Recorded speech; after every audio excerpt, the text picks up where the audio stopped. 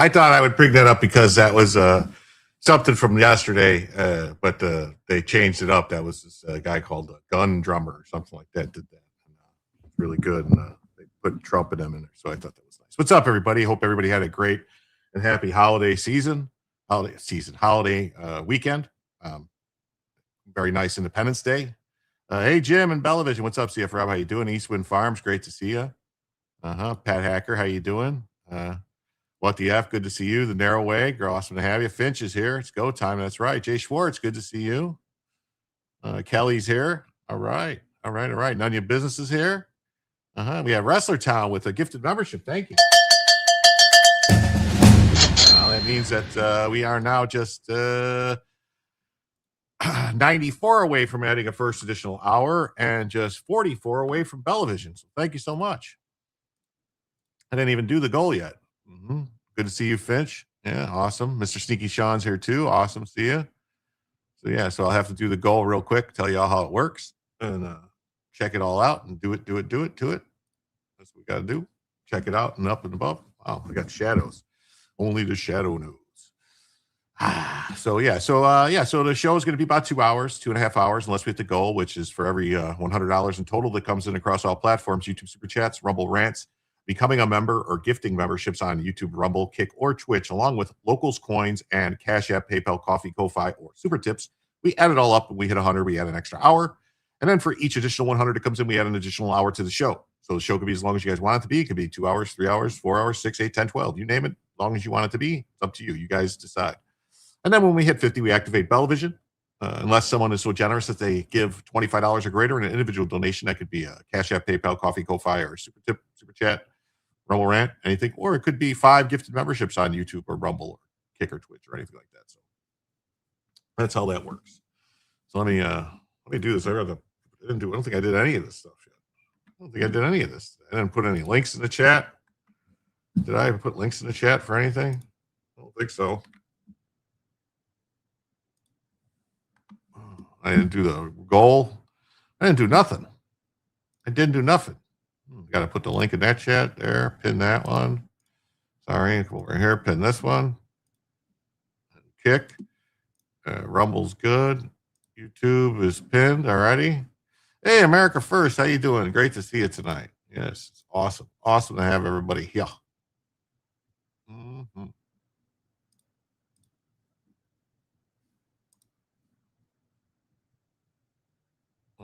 Awesome. All right. And then, hey, Alan Sparks, great to see you. Awesome to have you here today. America first. Hey, everybody, what's up? So yeah, so let me do this. Let me set up the goal on YouTube. 10 yellows for 2 hours.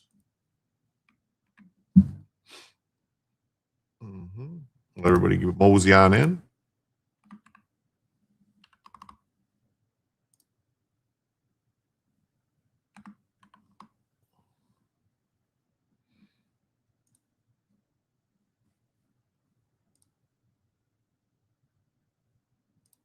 Alrighty. Sounds good.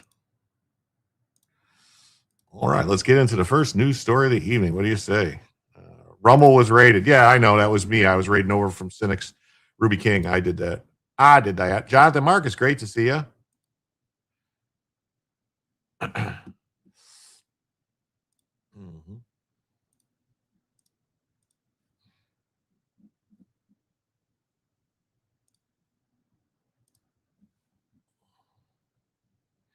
So Speaker Johnson said this is a serious threat. What's up, Casper? Good to see you. Wait, what? Why is it a watch error on the video?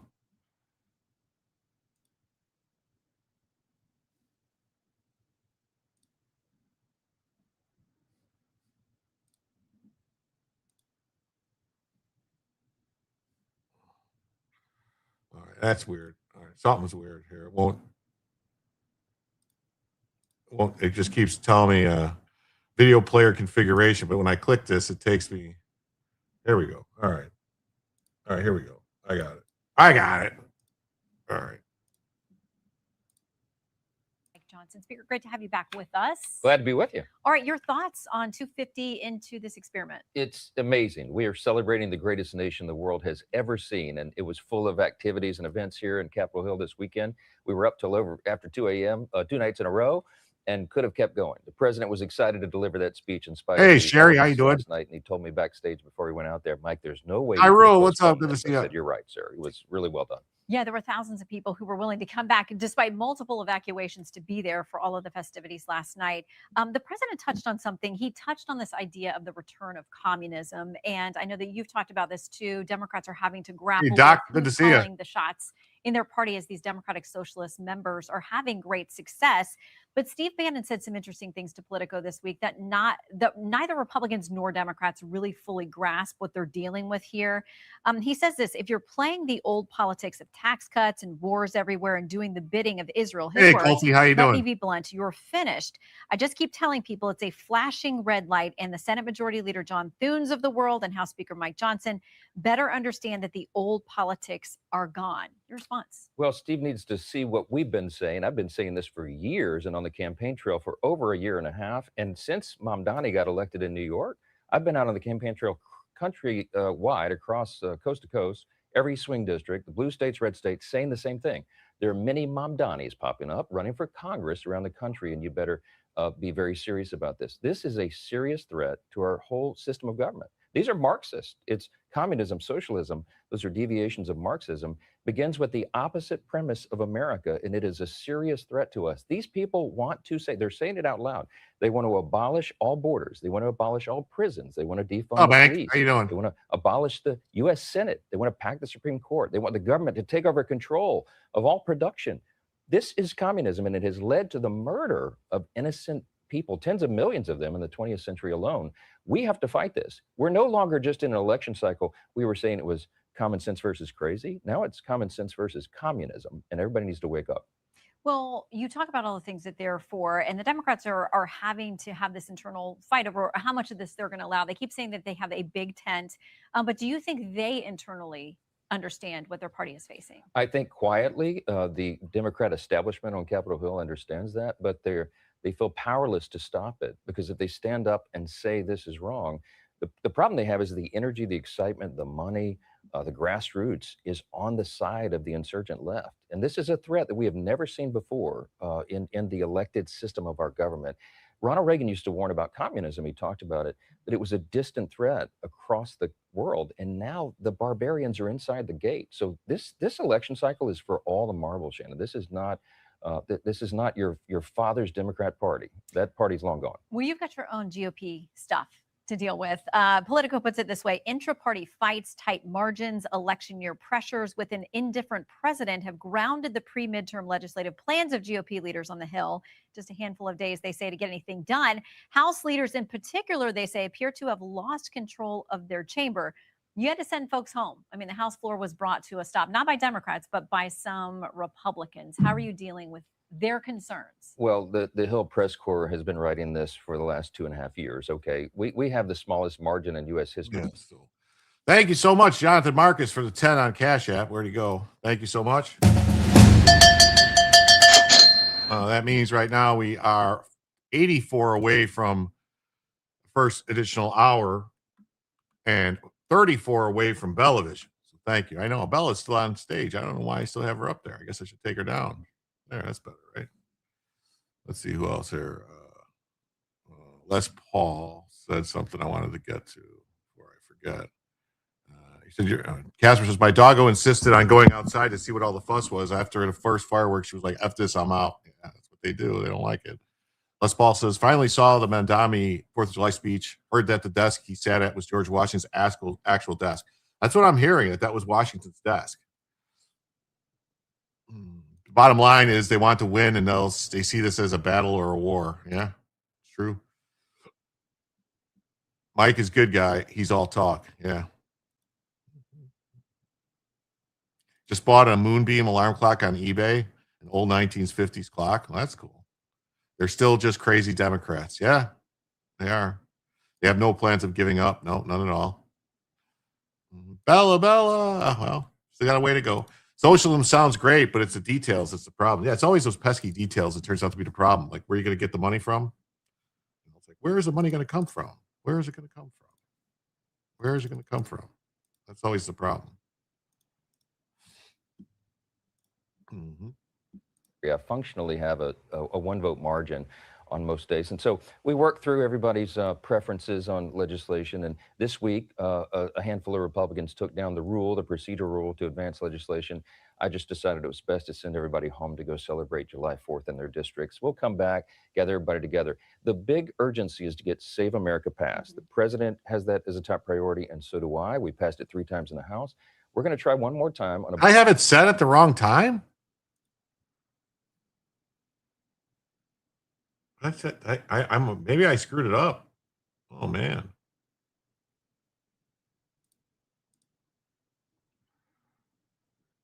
Let me see here. Did I have it set at the wrong time? I did. I had it set at the wrong time. Wow. I had it set at the wrong time. Wow. I guess I screwed that up. My bad. I screwed that up. That was on me. I forgot to change it to 10:30 from my bad. That's a my oops. I'm sorry. Hey, Steve Hilliard, great to see you. Not that Karen says, good evening, my fellow anti-communist Americans and those that they wish they were. Happy Independence Weekend. That's right. It wakes you up with light at first, and then if you don't get up, it starts buzzing in lights. Okay, that's cool. Socialism only works in 2 places: heaven where it's not needed and hell where it's not wanted. Hey, Brenda, what's up? Storms rolled through last night during your show, so I missed a lot because we lost power for 10 hours, but I'm back. Oh, I'm sorry. Wow. Sorry that happened. I hope everything's okay. I hope no damage or anything, and that everyone had a safe and happy time. My YouTube says 7:30. Well, it depends on where you are. It was 10:30 Eastern, which is 9:30 Central, which is 7:30 on the Pacific Coast, I believe. West Coast. They had a few for sale on eBay, different colors. They're Bakelite. Oh, cool. Awesome. Budget reconciliation bill, and I think that will be the way to get it through the Senate and finally to the president's desk. So that's forthcoming. Okay, I want to talk about reconciliation, but before that, you talk about what the House has passed. So the Save America Act, and on your side, is about voter ID and proof of citizenship. What's come together in the Senate is different. The president wants some additional things about mail-in ballots, trans treatment, for minors and trans athletes. Will he accept the House version? You've had conversations with him. Is he willing to accept that version, or does he want everything else, what's packed into the Senate version, I think our version is the main sort of the backbone of the that. House version. Yes, he would like to add I don't know what prohibition it of is. mail-in balloting, What's up, Great Eagle? except for exceptions, like if somebody's deployed overseas, What's up, they really Siam? can't get to the polling place. But he understands that one is a bigger reach. If we can get proof of citizenship and photo ID to vote, that eliminates so much of the problem, all the fraud and everything that everybody's concerned about in our elections, particularly, frankly, in these blue states. Look at California. They're still counting ballots from an election that happened a month ago. It's crazy, and everybody understands that. So one of the folks who's leading this conversation is Congresswoman Anna Paulina Luna. And when the House rule got shut down, you sent everybody home because you couldn't move forward. She tweeted, "I don't care Lurch. who hates me in the chamber for it." Great to see you, She Lurch. clearly has a point to make about Save America. She says this on X: "We should be doing everything to pass Save America, add it to reconciliation, which you've talked about, add it to the NDAA, add it to FISA, add it to every must-pass bill. Our frontline members promised this to their voters. Let's deliver." Now, she apparently felt the conversation about adding it to the defense bill was not adequate, that it would be done in a way that would allow potentially the Senate to strip it back out. So have you had that conversation with her? I've had the conversation with her many times and with our Senate colleagues as well. What she was saying just frankly isn't true. What we did was a MERV, and that's a technical term to say we merged the NDAA, the National Defense Authorization Act, with the Save America Act that we passed back in February unanimously with all Republican votes. That is puts it in the base text. It merges the two bills into one, and it transmitted to the Senate that way. So what she was saying just simply isn't accurate. I tried to explain that to her on the floor. Nobody's mad at Anna. We all want the same thing. She's a team player. She's a dear friend of mine. We're going to get this done. And I reminded her, and she said herself, we have done this in the House now 3 times already. We're going to do it again. And I'm going to put it in a reconciliation bill so that we can get it through the Senate. The problem is there's only 53 Republicans in the Senate. And to do substantive legislation, you need 60 votes. There is zero chance, Shannon, that 7 Democrats are going to help us on election integrity because, as the president rightfully says all the time, they count on this. I think some of them allow for some cheating in elections because they can't win on their policies. Well, and you can't always count on all the Republicans in the Senate to stick together on critical issues either. So talking about reconciliation, just a few weeks ago, it came up in a Senate Appropriations hearing. Senator Mitch McConnell said, "Then I think it's safe to conclude there will not be another reconciliation bill. So it's really not an option." Senator Susan Collins was sitting right next to him, and she followed that up saying, "I agree with that assessment." So what do you say to your House members who say we can't count on reconciliation because the Senate may not do it? Well, I've spoken to Leader Thune about this quite a bit, individual senators. I think some of that that lack of belief there is based upon what they think may be in it. What we're planning to do is send over a bill that will be irresistible for any Republican. Really incredible piece of legislation that will get the job done, meaning that we will continue to increase affordability. We'll reduce fraud, waste, and abuse in government, and we'll secure elections. Every Republican would vote for that if packaged correctly, and that's what we're planning to do right now. All right, so that's where Save America Act is going to move to the Senate, is probably through that plan. Okay, I want to talk to you about the Supreme Court's decision this week on birthright citizenship. The president tweeting afterwards, Truth Social, he said, "We can easily make it up in Congress through legislation. No long and unwieldy constitutional amendment is necessary." I don't know about that. I mean, I don't know how they think they can get it through with the votes. The way that the votes came down on that, they had 5 votes saying it is part of the 14th Amendment. So that's a constitutional amendment. Congress can't undo a constitutional amendment by statute. So, I mean, they only had 4 votes saying that it wasn't a constitutional amendment. So I don't know. I don't know. I don't understand how they're going to, I don't know. Necessary. A lot of conservative voices did not read the opinion that way, including Governor Ron DeSantis, Harvard Law grad, not exactly a slouch. In this department, he says it's a substantive decision that says the 14th Amendment requires citizenship for those born to, among others, birth tourists or those unlawfully present in the country. Will need either a constitutional amendment or a future court to overrule this. Mike Lee joining in with that as well. The senator saying it's going to be a long fight to a constitutional amendment. I knew before Congress as a constitutional attorney and scholar. What say you about how this gets done, if there's a change to be made? Well, I used to litigate constitutional law cases, so I really enjoyed Justice Clarence Thomas's dissent. It's everybody should read that, must read.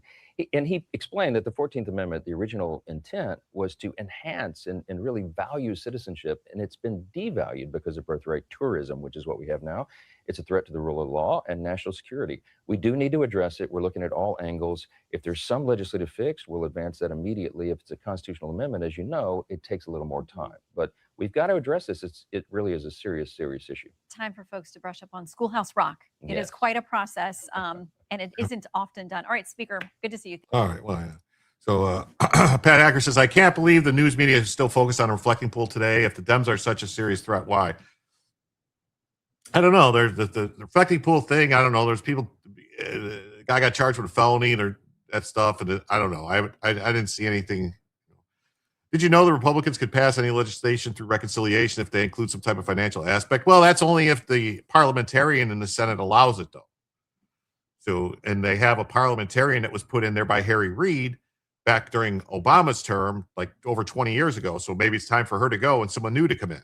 Like, but make me the parliamentarian. Luna endorsed Crenshaw and Massey. She also sponsored a bill about proxy voting. Yeah, that's true. Why do you expect giving our Constitution rights to everyone but Americans? What do you expect giving our, yeah, that's right. What do you expect? They're doing it. That's what they're doing. So, yeah, so Johnson discussed the rise of socialism within the Democrat Party, efforts to pass the Save America Act, and all types of other stuff. So that was what we watched. And then Johnson, House will try to pass Save America Act one more time. We watched the video. I guess I could have just went to this one when I had to go through all that crap before. Did you know they can fire the parliamentarian? Yes. Yeah, John Thune can fire the parliamentarian and put someone else in, but he's got to want to do it. How many lawsuits by the Dems here in the USA on illegal aliens? Like a lot, hundreds. Where is Mitch? As far as I know, Mitch is in the hospital, Potato Head. And his wife is in Beijing meeting with her CCP handlers. So the president has it as top priority. We also want to add in prohibition of mail-in ballots except for exceptions. So California's still counting ballots. It's crazy. It's crazy. We saw the video. We don't need to watch that. The same thing here. Johnson says the House will pass the bill. Trump celebrates. To the gleaming waters of the Gulf of America, there is no challenge Americans cannot overcome. There is no place we cannot go. There is no goal we cannot reach, and there is nothing that Americans cannot do, and we're proving that right now. Yeah, I think Mitch is on life support, definitely. So yeah, so and I don't. Great Eagle, I got to tell you something. You're saying things like this makes me question if you're a troll, because will U.S. dollars change to bricks? No. Why? Why would you even say something like that? Russia, India, China? Huh? Brazil, Russia, India, China? Are you a troll? Mandatory abortions at the border? Yeah, Ask yourself, why would the Republicans in the Senate ever want a parliamentarian that was a Democrat? Because they don't want to pass stuff. That's why they don't want to pass stuff.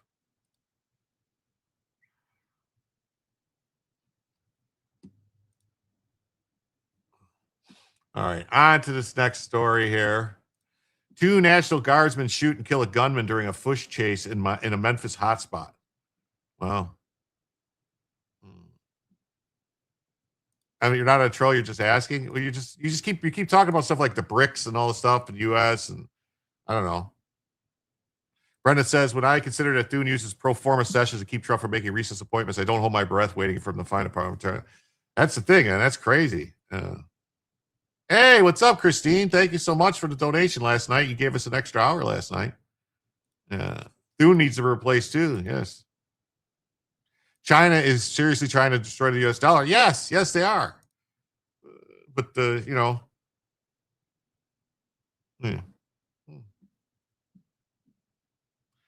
and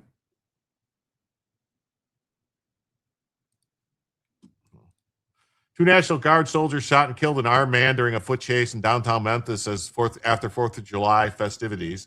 Police responded to a shots fired call at 4 a.m. when the soldiers stepped in to assist, according to the Tennessee Bureau of Investigation, the TBI.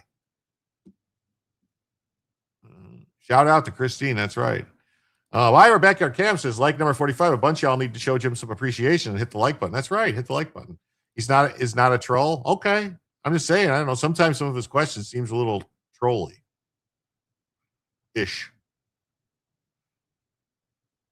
Oh, if anyone is a troll, I am? Well, I know you're a troll. Jeez. Now you let the secret out.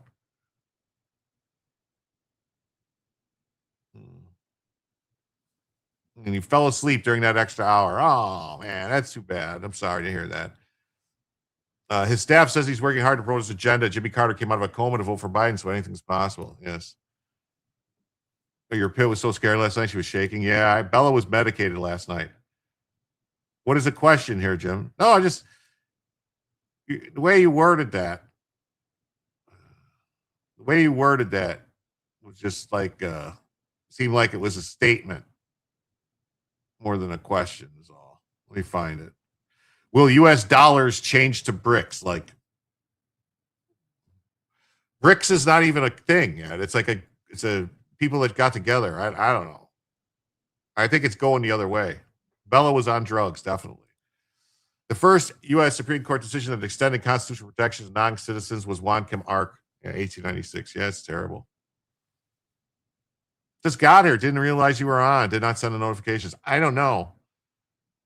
No, I'm not responsible. YouTube sends out the notifications, so I don't know why YouTube's not doing it. And USD will hold strong until the DSA gets in the Oval Office. Yeah, let's think. Once we get these communists in the Oval Office, it's all over. It's all over. So the suspect, 20-year-old Tyron Johnson, led the soldiers on a chase before they opened fire, the Bureau said in a statement. For reasons under investigation, the situation escalated, resulting in 2 National Guard soldiers firing upon Johnson, striking and killing him. Memphis police previously claimed Johnson turned towards a soldier, gun in hand, before they opened fire. WRG reported, although that was not included in the Bureau statement. So let's see. Here's WREG report. News leader, the Tennessee Bureau of Investigation is looking into the moments leading up to a deadly shooting involving 2 National Guardsmen. This all happening in the heart of downtown Memphis, hours after 4th of July celebrations were winding down. Hi, thanks for being with us. I'm Shay Arthur. Investigators claim Johnson pointed his weapon at a National Guard members during a chase on a downtown street. WREG's Rachel Wilborn was in the scene this morning. She brings us the details of this investigation. We ain't been asleep yet. Brothers Deshaun and Stephen Gillum say they came to downtown Memphis Saturday night to enjoy themselves and partake in 4th of July festivities. The last thing they expected was to be caught in the middle of a crime scene investigation. Man, I know it was, we pulled up, walked to the end of the street, then we heard gunshots, and people take out running. Memphis police say National Guard members shot and killed an armed man during a pursuit early Sunday morning. The incident started shortly before 4 a.m. in the area of Ida B. Wells and Gayoso Avenue. Officers were initially responding to a shots fired call. When they arrived, several people were leaving the scene. Memphis police say one of the men running away was seen with a handgun. Officers and Tennessee National Guard soldiers assigned to the area chased after the man. During the pursuit, MPD says he turned towards National Guard's members with his weapon. Members of the National Guard opened fire, striking and killing him. He was pronounced dead on the scene.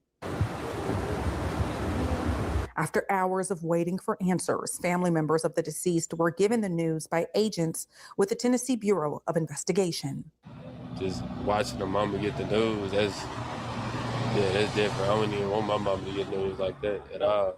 The incident comes on the heels of downtown's massive 4th of July celebration that drew thousands to downtown Memphis. The Gillums say while they are heartbroken to see the night end in tragedy, they are not surprised. And it's sad to say it, but it really is becoming a normal thing out here. Reporting for your news leader from downtown Memphis, Kwame Wilborn, WREG Kwame Wilborn. Channel 3.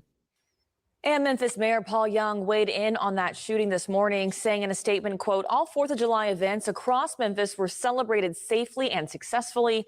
This unfortunate incident occurred around 4 a.m., well after all festivities had concluded. And he went on to say about the investigation by TBI, we will allow that process to conclude before making any additional comments. Wow. Yeah. So, couple of questions here. Where'd it go here?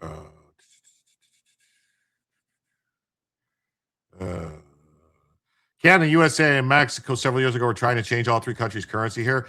No, the U.S. cannot. The U.S. cannot use any currency except for U.S. denomination currency. It's in the Constitution. It says who can mint the currency, who can make it, and we use U.S. currency.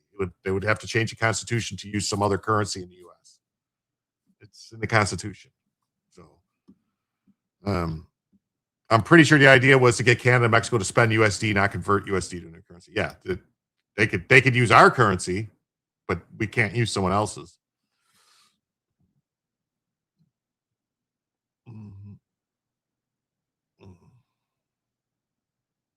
You have a 96-year-old uncle who lives in Memphis, and he denies any problems with Memphis. I know he's suffering with dementia or something.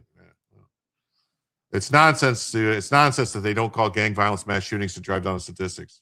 Yeah, well, he was a good boy. Yeah, the guy was killed. Definitely. You had kids go. Well, I don't want my mama to get that kind of news that I got killed. Man. Yeah. Hey, U.S. currency is getting scarce. That's what they say. 2 National Guard soldiers shot and killed an armed man during an early Sunday morning pursuit in downtown Memphis. At the Ida B. Wells Avenue. Wow. Investigators say Memphis police officer pursuing the man with armed with a handgun.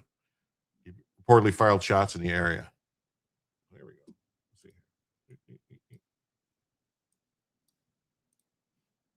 go. And firefighters in Memphis were busy, too, taking care of a vehicle fire. This was overnight. Our photojournalist Chris Newell captured this video around 11. I thought this was actually something to do with the story. Sorry.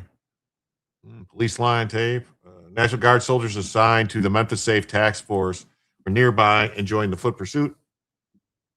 Why run with a gun? It's not. Didn't your mother ever tell you not to run with sharp, with dangerous objects in your hand, like scissors or guns?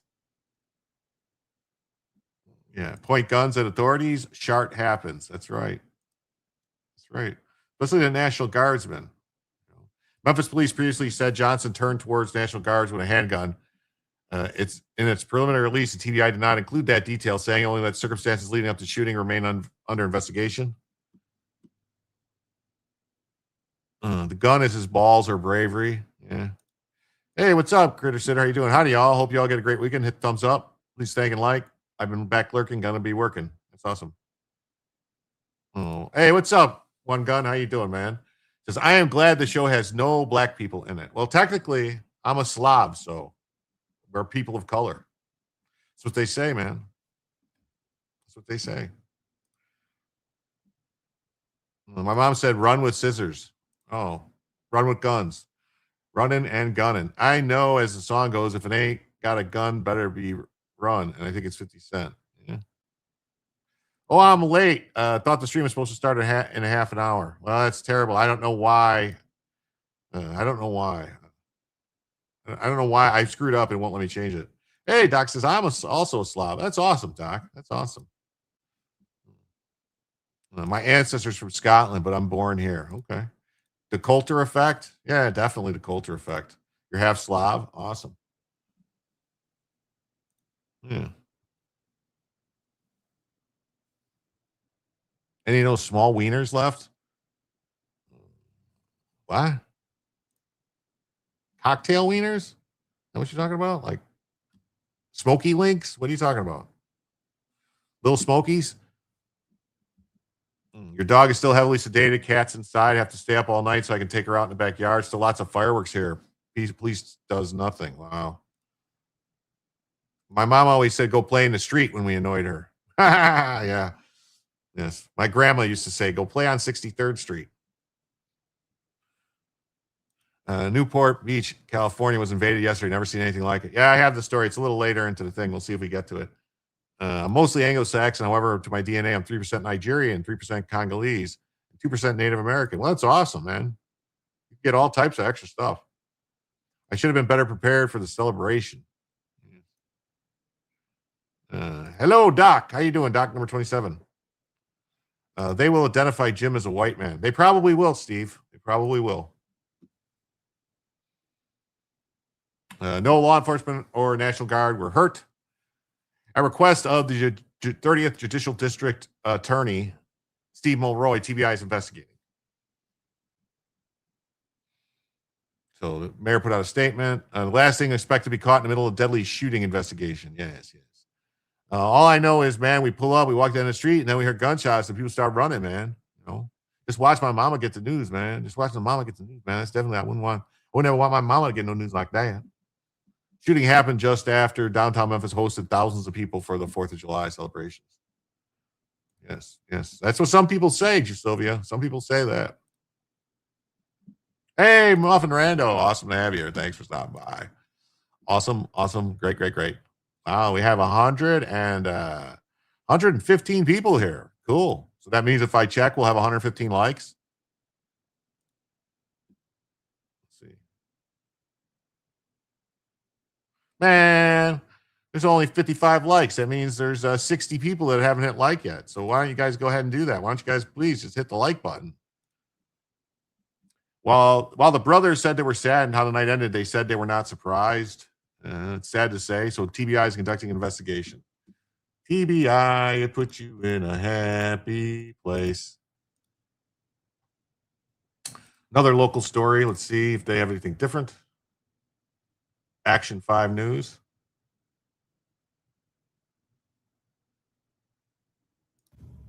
All right, TBI sharing new details on a deadly shooting involving National Guard's troops where 2 guardsmen shot and killed a man armed with a handgun in downtown Memphis early this morning.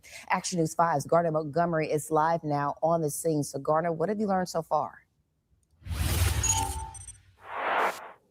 TBI shared this afternoon that 20-year-old Tyron Johnson was Doing great to have you here. Who was shot and killed here at 4 o'clock this morning on Union Avenue, just past the Ida B. Wells intersection over here by AutoZone Park. Now, TBI says they're now investigating the circumstances that led to this shooting at the request of District Attorney Steve Mulroy.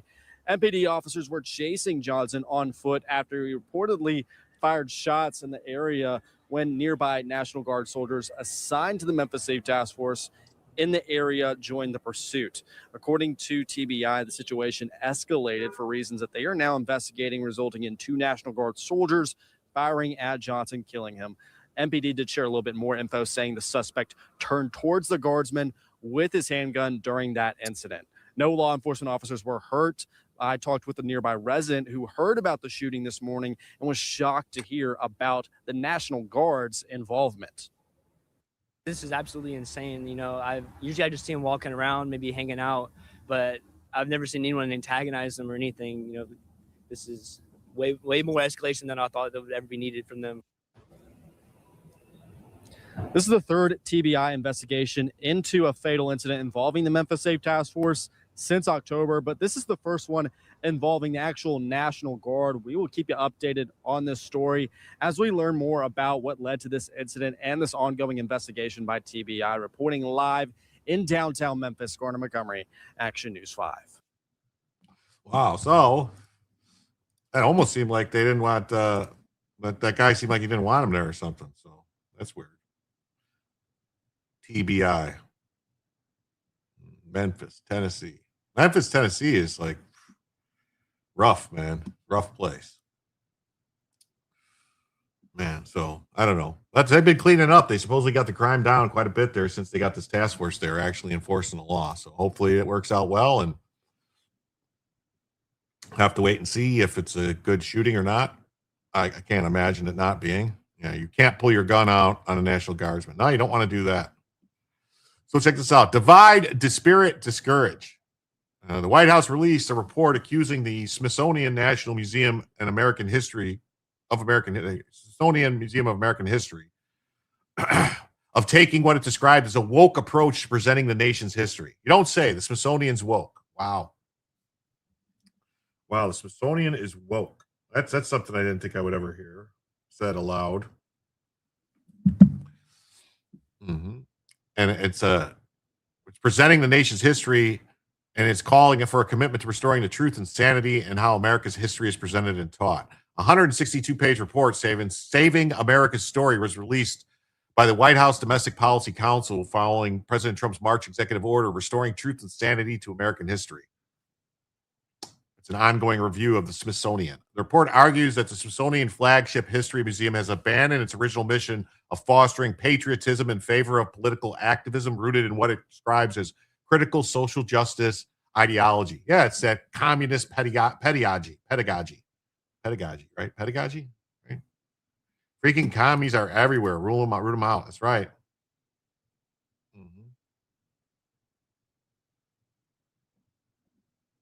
That's right. Our central finding is not that the museum has simply added overlooked stories. Rather, it is that the museum leadership has explicitly adopted an ideological framework that no longer treats the American story as a shared national inheritance to be taught or celebrated, but as a political instrument to divide, dispirit, and discourage our citizens. Wow. I'm convinced Trump administration is working really hard on the Communist Control Act of 1954. I wish they would. I really wish they would.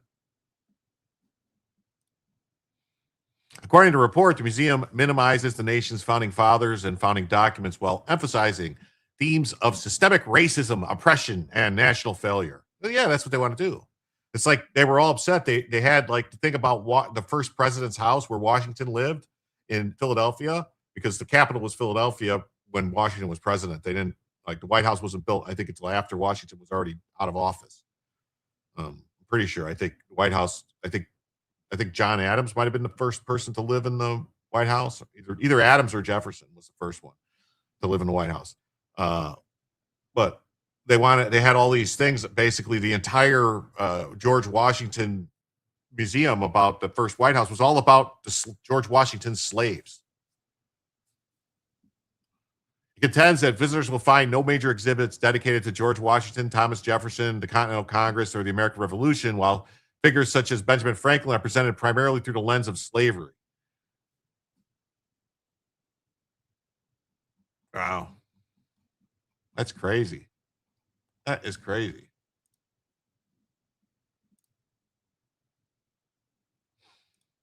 The Smithsonian Museum of American History erases American greatness.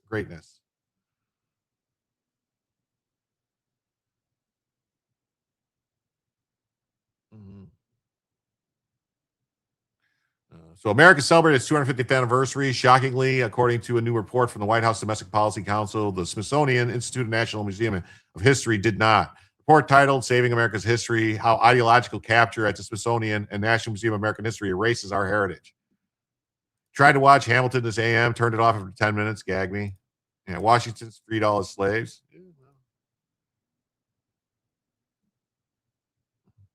The White House was completed in 1800. John and Abigail were the first residents. That's what I thought. I was pretty sure.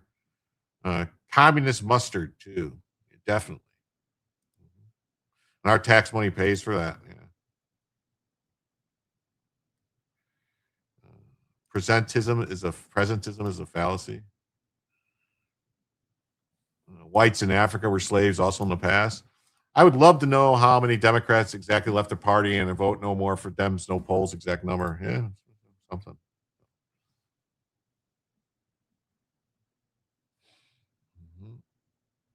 So it concludes the museum has been captured by radical activist ideology that is fundamentally opposed to telling the noble, honest story of the great country we know and love. Specifically in regard to America's 250, the NMAH has refused to celebrate the nation and its history, National Museum of American History. It has not created an exhibit dedicated to presenting the general narrative of American history or telling the story of any founding fathers. Oh.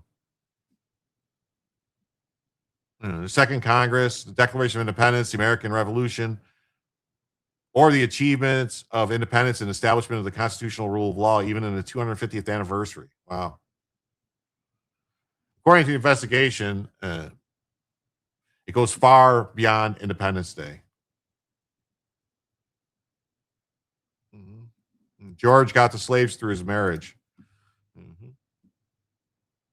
Current leadership of the museum has explicitly adopted an ideological framework that no longer treats the American story as a shared national inheritance.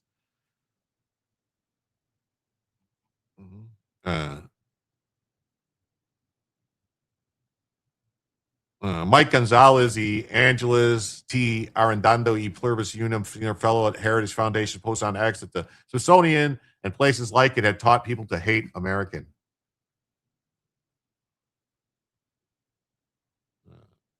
The Mandamis and the capitalist Chevaliers and the rest of the world don't come out of nowhere. They learn to hate America from places like the Smithsonian. She wiped her dirty hands on Old Glory because schools, universities, museums told her it was a symbol of evil.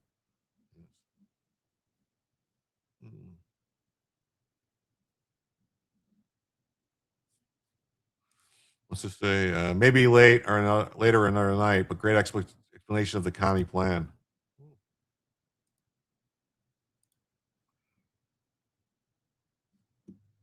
All right, I'll keep that off to the side. If we get time, we'll get to it.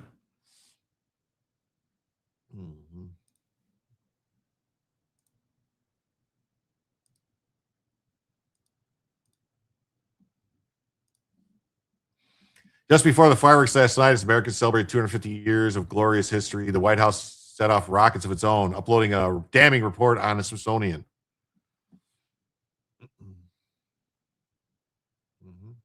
National Museum of American History designed to cement America's progress. In 1955, then Smithsonian Secretary Leonard Carmichael testified to Congress that if authorized, the National Museum of American History would tell the story of American national progress and cement America's progress for citizens and foreign visitors alike.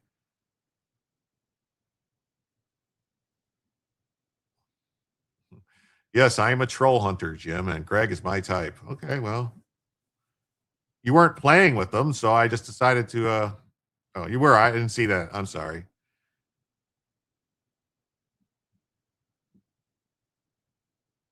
So the museum we envision is planned to instill in each citizen a deepen its faith in our country's destiny as a champion of individual dignity and enterprise.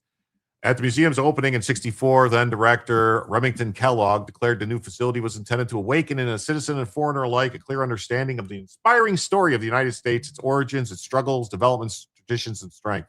However, the current director has a far different, more radical aims, trashing the traditional narrative. So, according to the report, Anthea M. Hartigs, their director since 2019, has explicitly stated that she sees history as a prime tool of social justice, and one of her roles is connecting research and scholarship to activism and advocacy. Well, sounds like that person should be in charge of it then.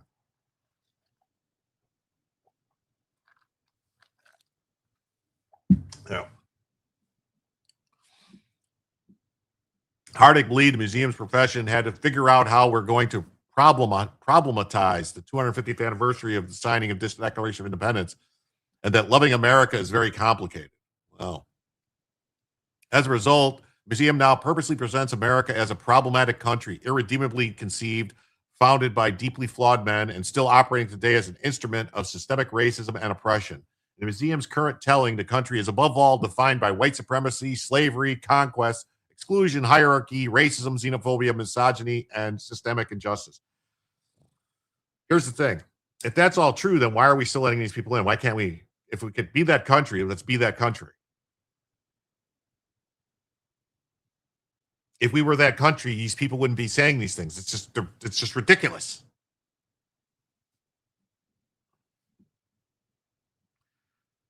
It sounds like she shouldn't be in charge of her own facilities. Yeah, you ain't kidding.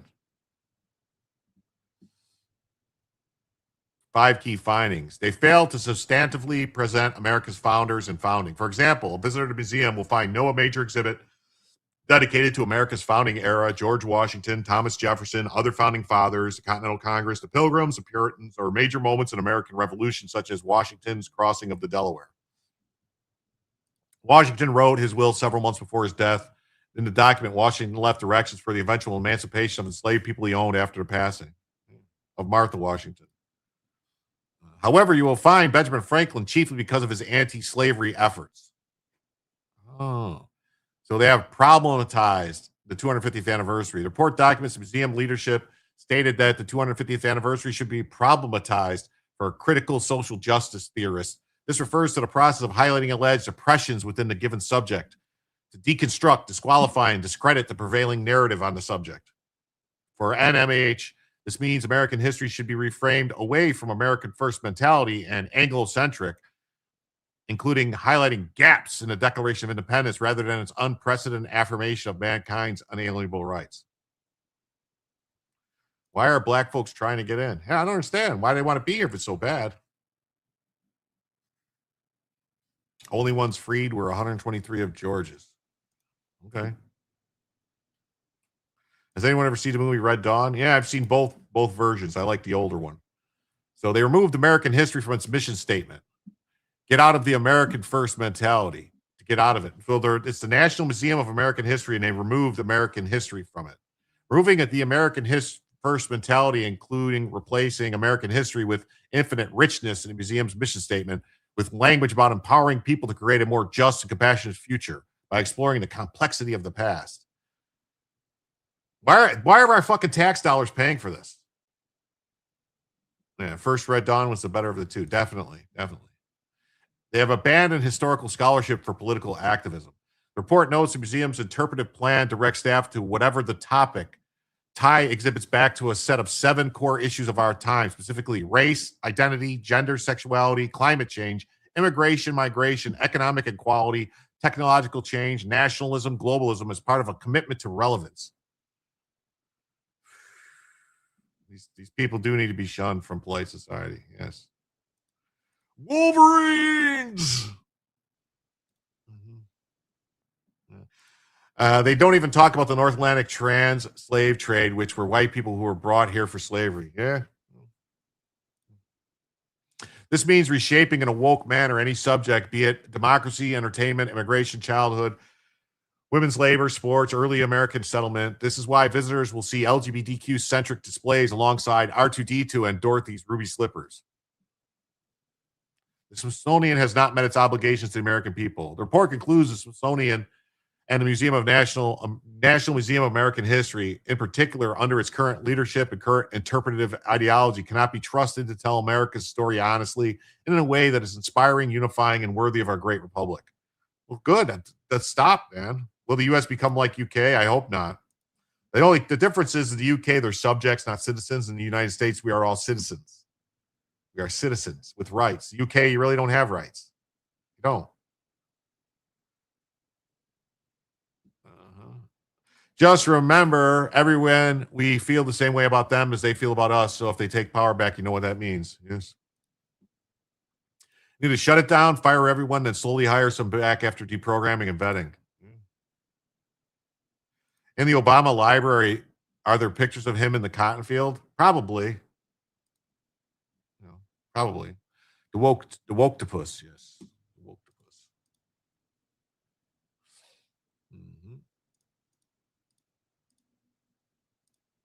On to the next story. You guys saw that phony agitprop group, Patriot Front, was seen.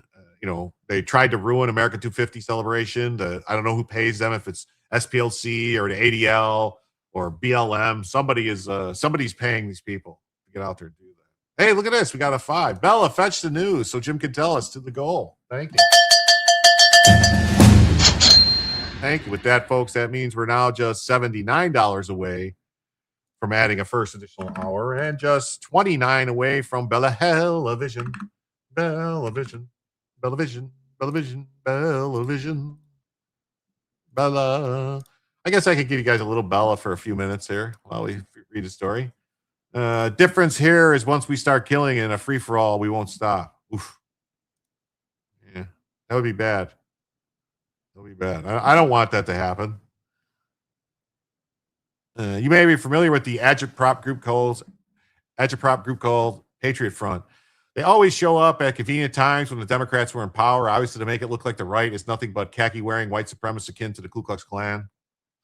Of course, this was before the arrival of the second Trump administration and its Justice Department, which is presently investigating leftist SPLC on allegations it was behind the funding and support of several real white supremacist groups and including the actual KKK. And it's not a coincidence that they attack the First and Second Amendments. They're the core of our rights. Yes. Yes, that's why the left wants to take those away. More often than not, everyday conservatives on the X platform, along with well-known conservatives, will say the same thing about Patriot Front. No one knows anyone involved in the group or who supports them. It's not even clear what they're trying to accomplish or what they're all about beyond a few chants designed to provide the impression this is the second coming of the KKK. I mean, no one, for this reason, the common refrain among conservatives is that they have to be a bunch of feds conducting an op that's designed to try to smear the right. So it seems like to me. Seems like a fed op to me. Did you see that since USC stopped getting funding, the music industry charts have inverted? Yeah, I saw that. There was a lot of people saying, Mike Benz was one of the guys saying that the USAID, a lot of that money was pumping into gangster rap and stuff. So, not sure. Not sure exactly how much that is. What makes sense, what doesn't. Hey, Lady Bama, what's up? How you doing here? Hey, the power and internet cell service was out till 1 p.m. It just came back on. Dang storms. Since 1 p.m. Wow, that's terrible. I hope everyone's safe and happy and healthy. Rap was totally a CIA psyop. No way the majority of normal people actually like that crap. Well, thanks, Jason. I had a good day. I hope you did too. All they would have to do is buy promotion from Spotify.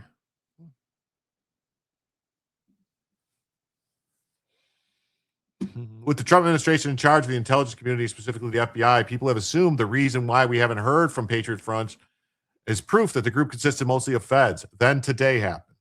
Hundreds of uniformed members of what appeared to be Patriot Front, a white supremacist group, marched through D.C. I mean, I don't even know. How do you know they're a white supremacist group? What did they ever say? To reclaim America. They carried flags, some Confederate.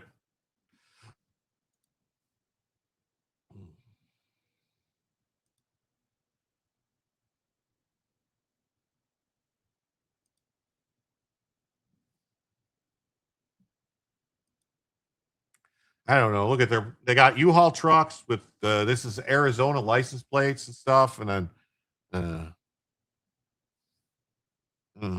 this is it says the reason we know this group is funded by left-wing NGOs is the left-wing media never investigates who these guys are, where the funding comes from. Nothing on who is renting these vehicles or who is posing behind the masks. Yeah. Somebody rented the vehicles. Patriot Front is what Democrats think white supremacists still look like. Your grandpa's neo-Nazis. Yeah. Washington Post and other liberals wouldn't know a Nazi even if you ran for U.S. Senate in Maine. Okay. The SPLC and their far left, they have blamed Republicans while defending the far left of their party. When the SPLC was linked to charge and crimes associated with Charlottesville. Yeah. It says, Patriot Front is a white nationalist organization founded in 2017 by Thomas Rousseau following the deadly Unite the Right rally. Oh, so probably the guy being funded. This guy's probably being funding for the SPLC. Patriot Front is known for its propaganda campaigns.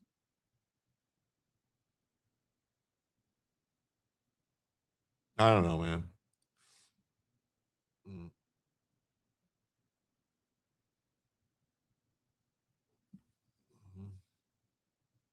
So I don't know. So SPLC reunion, Fed Group Patriot Front reemerges with march through Capitol during July 4th festivities. Glowies have to glow. That's right. Looks like spooks to me. That's what I think. I think Fed. Yeah. Brown shirts are here. The brown shirts are here. Most people don't realize this, but the CIA control most of the USAID funding going out. Yeah, it was funding that they wanted done. Isn't there an app that you can take a picture of a person that decides if they're white or not? I don't know. You see, a Nazi is nothing more than a Fed. Ah, yes. But yeah, the Nazis are Feds because, they call Trump a Nazi and Trump controls the government, so the Feds are all Nazis. I see. Now it's making sense. Now it's all clear. Hey, what's up, Gripper? Awesome to have you. Thanks for stopping by tonight. The left wing is obsessed with the Confederate flag. I laughed when some bozo tried to smear protesting Canadian truckers by showing up with the Confederate flag. It's crazy. It's crazy. I don't see anything wrong with the stars and bars. I really don't.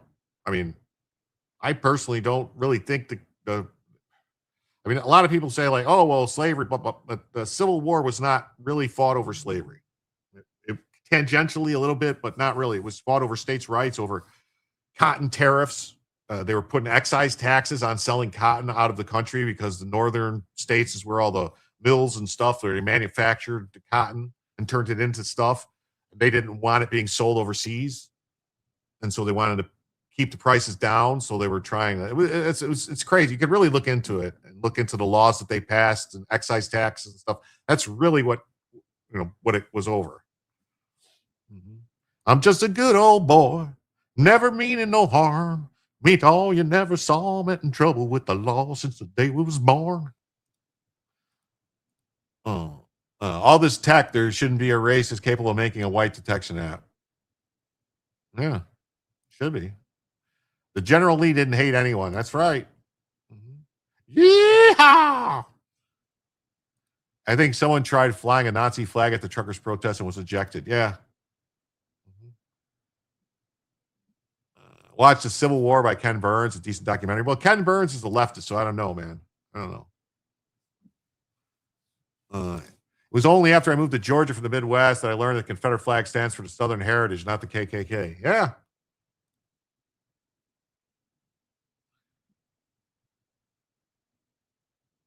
500,000 was embezzled from Norris and sent to Compton recording studios in the 80s. Okay. Hey, what's up, Miss Roselle Jan? Great to see you. You saw videos on AI robots being in U.S. military? Yeah, well, they've got robots. They got some. Here these guys all are. I don't know. I mean, suspected Fed group Patriot Front in Washington today for another demonstration as a warning to carpetbaggers during radical reconstruction. Yeah.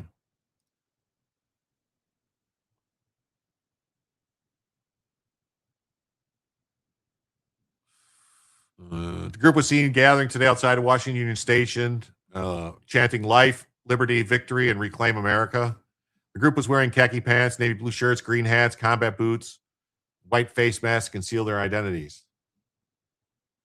Let's see. This $137 no installation AC cools any room in minutes and even heats any room in the winter, just like a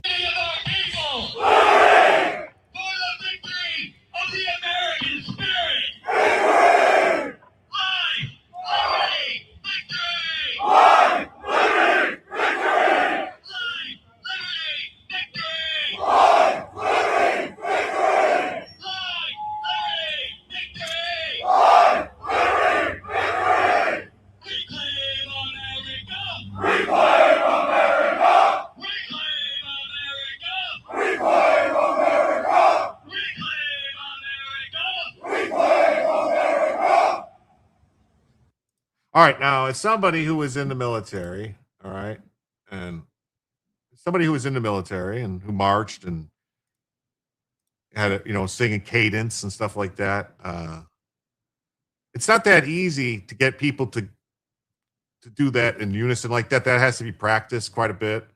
So these are people that are feds. These are feds. This is like something they're doing. Like this could be like military intelligence or something. If you think any of these people are Republicans, you're mistaken. Yeah, no, they're not. No, they're probably socialists or something, or communists. And nobody ever follows any of them to their car to get their identity. No, it's surprising that reporters never follow through on anything. Glow, little glowworm, glow. Yeah, it's weird. They really want to conceal their identity. Why wear uniforms in March? Crazy, isn't it? So SPLC reunion. We saw that. We saw this. So they're also seen marching away from train stations carrying various flags. So here they go. Let's see how good they march. All right. Let's see how good they march. We're sure they aren't part of the SPLC. No, we're not sure they're not part of the SPLC. If you're over 60 with money in an IRA or 401k, a federal law that just completed its rollout.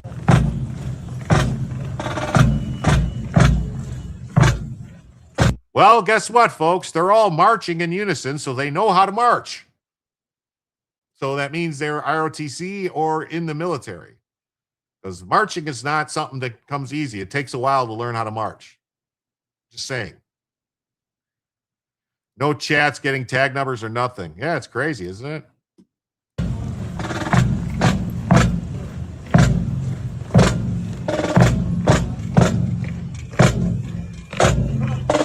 And they're marching.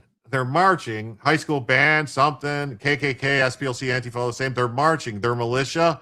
There's something. They're marching in step with the drums. They've got a drummer that can drum, and they're marching in step. Like this has got to be military intelligence or something. It's got to be something crazy. It's an oxymoron. It is.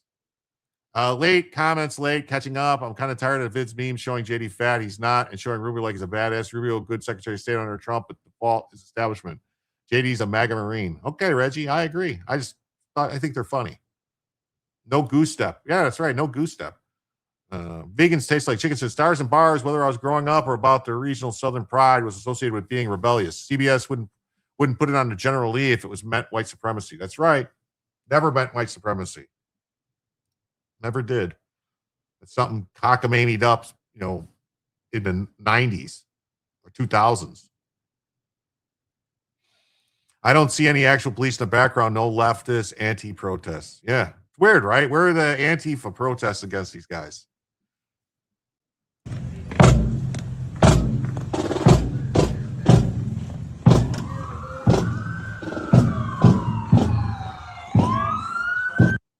I mean,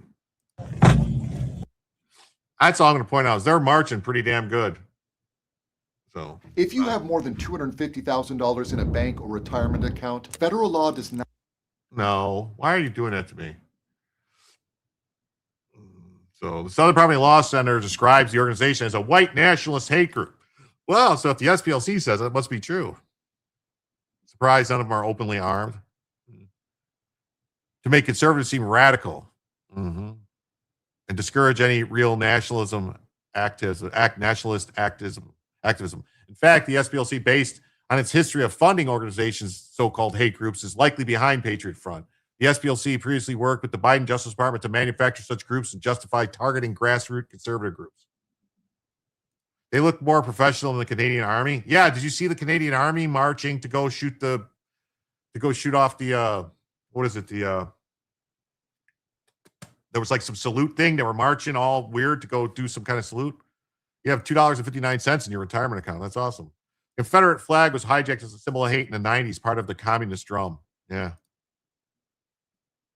The fact the SPLC mentioned that makes me think they're behind it even more. Yeah, me too.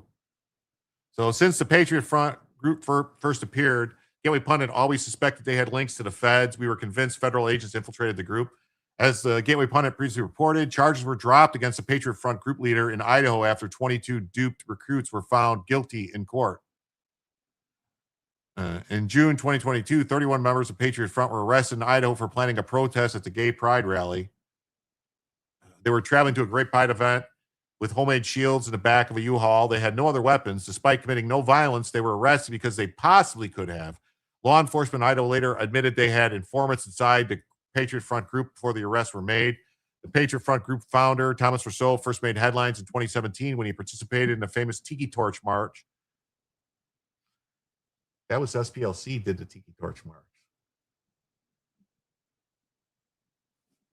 Notably, the Charlottesville rally for which Patriot Front was born was coordinated by the SPLC, according to the indictment.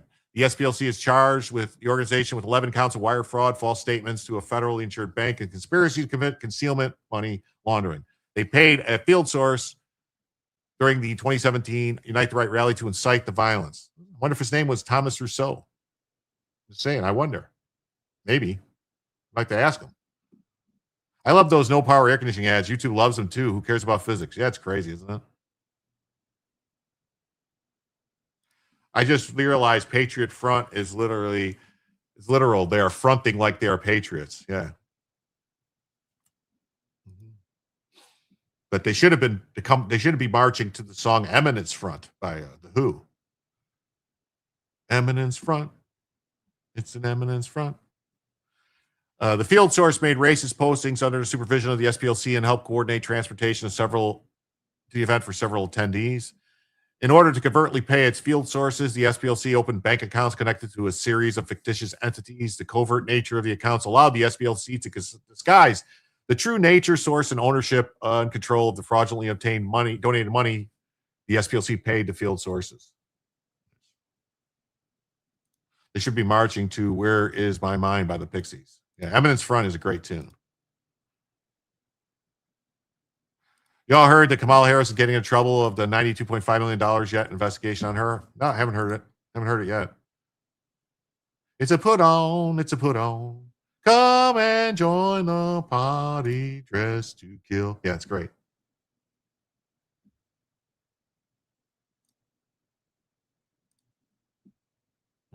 How many Patriot French members are field sources working on behalf of the SPLC? I don't know. Probably a lot. Probably a lot. That's what I would say. That's what I would say.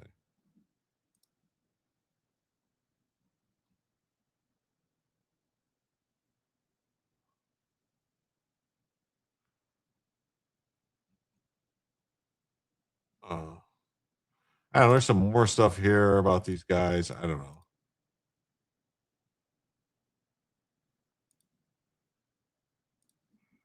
More marching and stuff. This one speaking. While many are content to celebrate independence on this day, we know what these vapid displays conceal. Our people are not independent.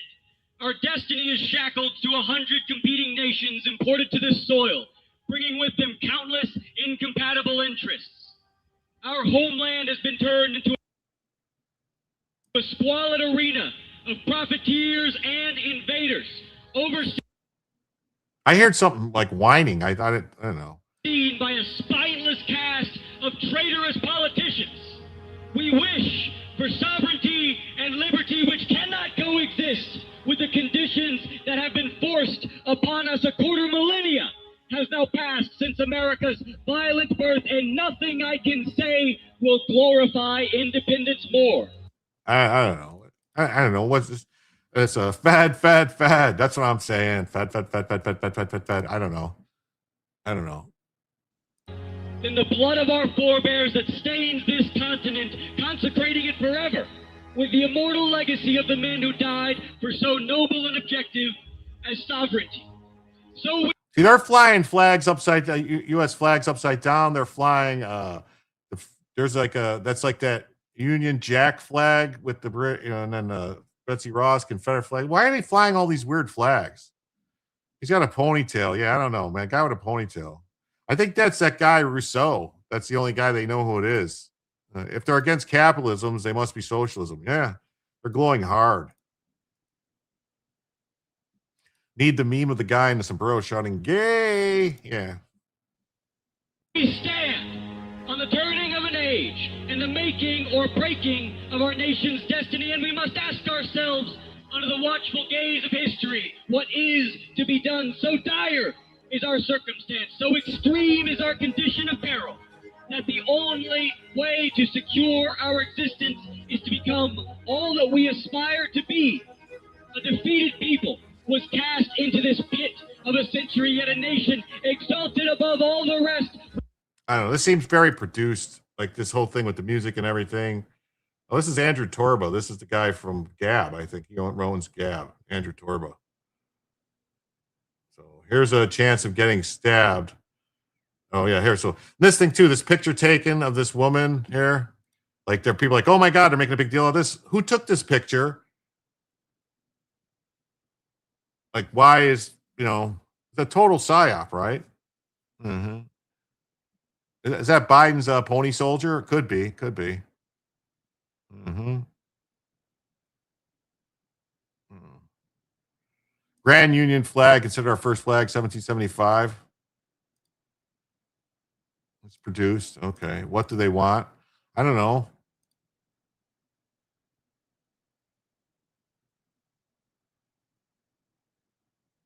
You deserve better psyops at this point. Lame. Destiny is a stripper's name. Yeah, it is. So, but anyway, so they marched and did all their shit. And yeah, this is the guy. This is the leader. That's the leader that's the leader guy right there with his ponytail, cowboy hat, and Thomas Rousseau. We'd like to look into that guy and figure out what he's got going on here. So we got absolute mayhem in Newport Beach as non-residents brawl and riot and loot on July 4th.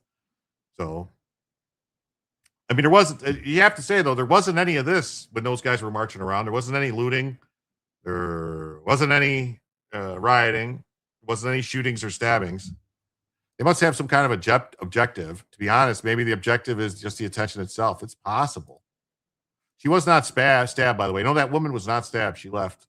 She left completely unharmed. Looks like they may be feds because they're hiding their faces from facial recognition. Yeah. Is this the group, the new KKK? Well, that's what they're trying to. No women in the Patriot Front. Not cool. Yeah, well, that's what I'm saying. I don't know. I don't think they're real. I think it's just put on or whatever. So. The Grand Union flag. Okay. District of Puerto Rico, United States Courts, the Grand Union flag, also known as the Congress flag, the first Navy ensign, the Cambridge flag, continental colors, are considered the first flag of the United States. It consisted of 13 red and white stripes with the British Union flag of the time prior to the inclusion of St. Patrick's Cross of Ireland in the cantons. Okay, its first flag was formed December 3rd, 1775 by John Paul Jones, the Continental Navy, on the ship Alfred in Philadelphia. Alfred was used by American Continental Forces as a naval ensign and garrison flag. It's widely believed the flag was raised by George Washington's army on New Year's Day, 1776, at Prospect Hill in Charlestown, near the headquarters at Cambridge. The flag was interpreted by the British observers as a sign of surrender. The design of the Grand Union flag is similar to the flag of the British East India Company. Indeed, certain British East India Company designs in use since 1707, when the canton was changed from the flag of England to that of Great Britain, were identical, although the number of stripes varied from 9 to 15.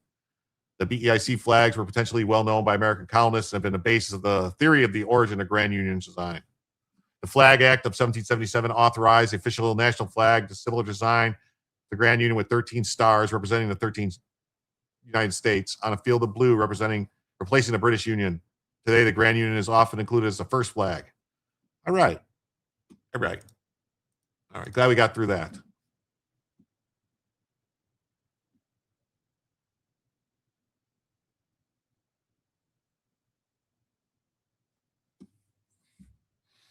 Mm-hmm. So what's different from usual? I don't know. Mm-hmm. Giving up color racism is very hard for all our government reps. Yeah, it is. Mm-hmm. Full of himself to wear that top. I mean, come on, right? Both sides use color racism as a tool. Yeah, they do. So, grocery stores destroyed, bars and beaches closed. Absolute chaos erupted in Newport Beach, California on Saturday night as non-residents visiting the peninsula brawled, rioted, looted, and destroyed a grocery store on the 4th of July. Newport Beach police were forced to close the beaches and bars due to the mayhem. Mounted police broke up the massive brawl. More than 100 people were arrested. I don't know what does that mean? Somebody has a video where they yanked the mask off a few Patriot Front and tracked them to some leftist groups. I want to say SPLC, but could be wrong. I wouldn't doubt it. I wouldn't doubt it. Massive brawl breaks out. Newport Beach. Wow. Never zero your optic again.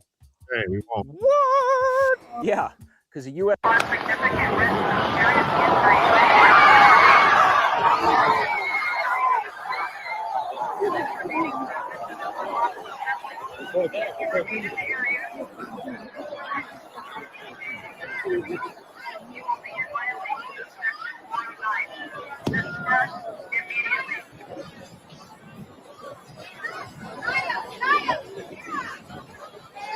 Wow. Interesting. This brilliant little device keeps any room in your home ice cold all summer long, even during heat waves and blackouts. It's what is happening here? Gateway Pundit, man, you're pissing me off with this stuff. Additional footage shows a Pavilion grocery store completely destroyed after the rioters looted the place. So that's this one.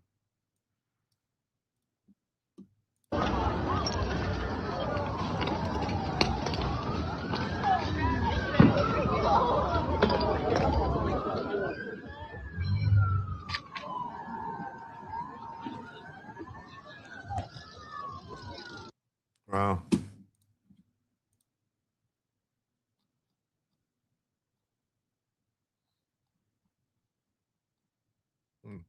The out-of-towners ignored a directive by the Newport Beach Police to launch mortars on the beach. Fireworks of all types are illegal in Newport Beach. To report the use of fireworks, call the police. 4th of July descended into mayhem across Southern California as unruly crowds overwhelmed, packed out firework displays, looted stores, ignited fires, and saw cops charge on horseback. Wow. I am the scats, man. I don't know what that means. They all take an oath, break it or let it be broken. Their lack of clear objective is part of what makes them so weird. Even their speeches are totally vapid and lack any claims or motivations. It's almost like their goals will be confusing. Even though it's against our Bill of Rights to use color or race or gender, they almost do it. They mostly do it. They all mostly do it. Yeah. No consequence.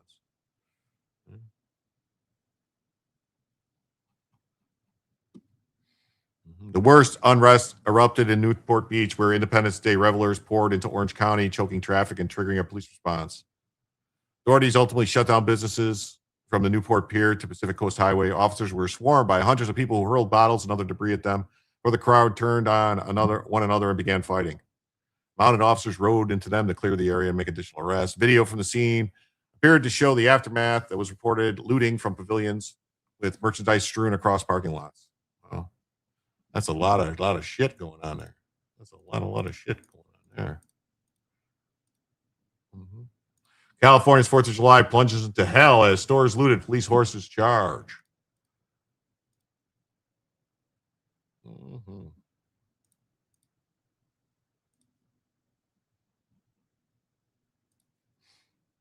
We saw this. Scenes from the Wild West, Newport Beach.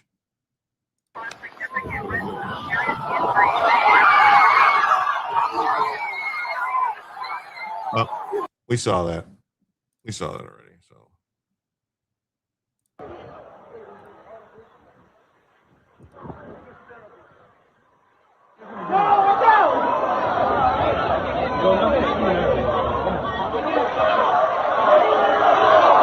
Hey, he didn't pick it up. It's not him. He just picked it up.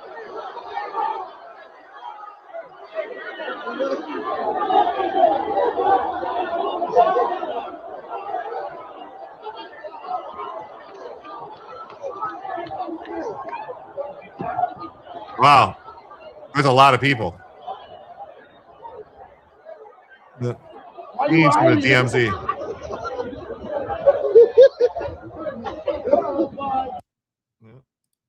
That's a lot of shit going on there. They looted stores. Pavilions was ran through and trashed. This is really sad, guys. They completely, all these Arizona people. I just want to let you guys know that all of these out of town people that are not from California completely destroyed this place. So thanks, guys. From all the people that are from out of town, you guys destroyed Newport. So good job. Yeah, hold on. Really good job, guys. Yeah. Wow. Look at this. Look at this. I think what happened, I think they got confused. I think they heard Newport Beach. I think they thought it was a beach that was filled with Newports. So they all went there thinking they would get their menthols, Newports. No. They didn't know there was no smoking on Newport Beach. Busting those not Newport Beach residents. Yeah.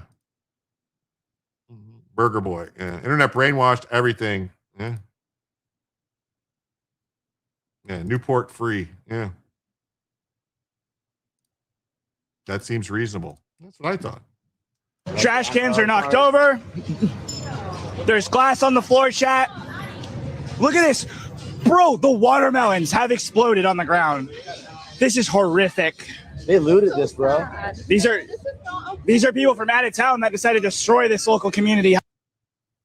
People that are out of town. Yeah. So TikTok is now a terror weapon. It could be. Some hates freedom and some loves freedoms. Yeah. Newport Beach is a nice, peaceful place. Yeah, it was. 4th of July, Americans celebrate. This is the way they celebrate. California business owners call their insurance companies to cover the riot and looting damage. Let's see here. Oh, well, I can't play that because of music, but this is what they're doing here. Yeah, breaking windows and throwing fireworks in the street. Wow.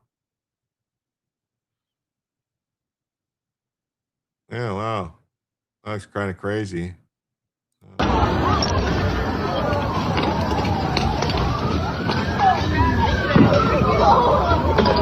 Beggars and blacks. Somebody want to take care of Greg? Somebody want to take care of Greg? Greg made it back. Greg's got to go bye-bye. Bye-bye, Greg. Bye-bye, Greg. Bye-bye.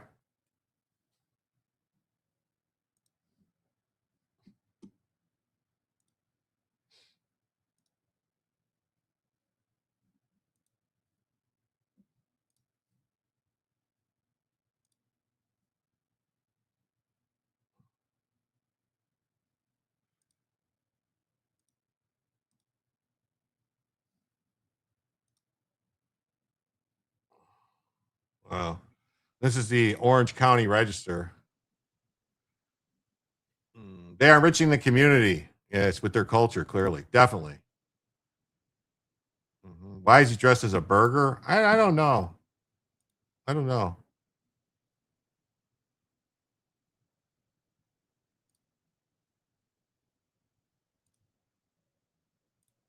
I don't know.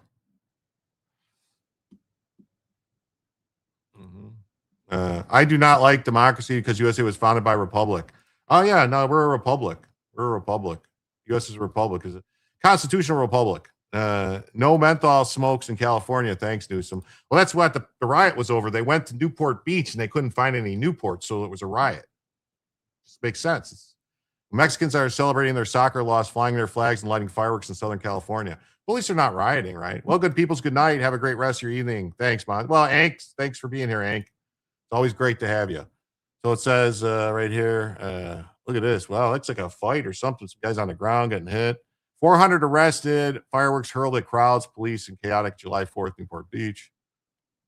So celebrations through thousands on the Balboa Peninsula in Newport Beach. A video show police on horseback charging the crowd.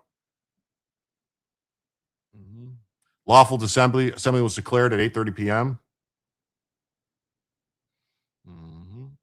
Late in the evening, social media posts drew a large influx of juveniles and young adults to the Newport Pier area. Residents said authorities began closing on the beach from 22nd to 36th at 3 p.m. It was absolutely potentially a volatile situation and only got worse. There was like 1,000 teens and young adults crammed into the area. I had to drive through a checkpoint with heavily armed police to get home. I don't know how it got so out of control, but it's gridlocked now. Oh my God. They like took over. Wow, look at the watermelons. They broke all the watermelons. It was a crazy mass of crowds on the boardwalks. 400 were arrested, 200 people who remained there, 28th after repeatedly refusing to disperse. Yeah, no riots in the National Mall, Washington for America 250, except for the serious rain. God had his own fireworks with the lightning strike. That's awesome. Okay. Earlier this year, the council approved stricter enforcement, up to fines for violations in hotspots, including Balboa Peninsula. Officials say at the time, a lot of vacation rentals were being used for house parties. The new rules also included stricter conditions for short-term rentals. So that's what they're going to crack down on. They're going to crack down on that. Wait, what?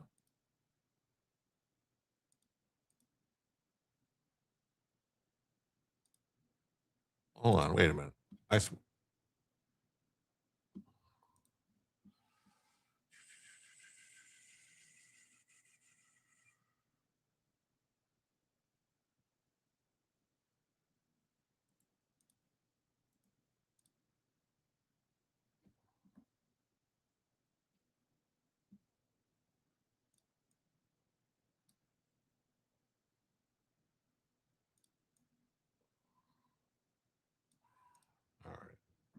Where are we at here?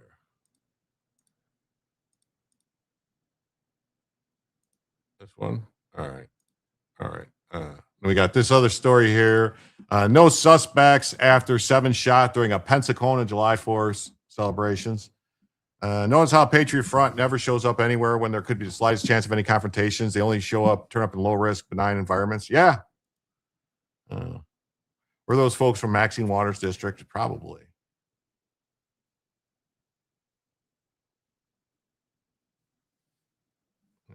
Yes. Greg, if you come here to engage in non-talking point debate, you're welcome. If not, F off. That's right. It's interesting how cops have their finger on the pulse of social media when someone criticizes a mayor, but they let these huge takeovers being planned slip by. It's nuts, isn't it? It's crazy. They are from the Figueroa area. 7 people were shot Sunday morning in Pensacola, Florida during 4th of July celebrations, and police do not have any suspects. Coulter effect. Weir TV reported that 7 victims include a 19-year-old who was killed and 6 others whose injuries are non-life-threatening. The ages of those shot range from 16 to 26. There was a heavy police presence at the time of the shooting, but to no avail. WKRG in Pensacola noted that the police chief believes the shooting was a targeted incident. He indicated that hundreds of young people had flooded the area when the shooting occurred. I thought they were so oppressed and poor. How are they affording rent in Newport Beach? I don't know. Officer pummeled by mob at North Charleston teen takeover party. All right, we'll pull that up.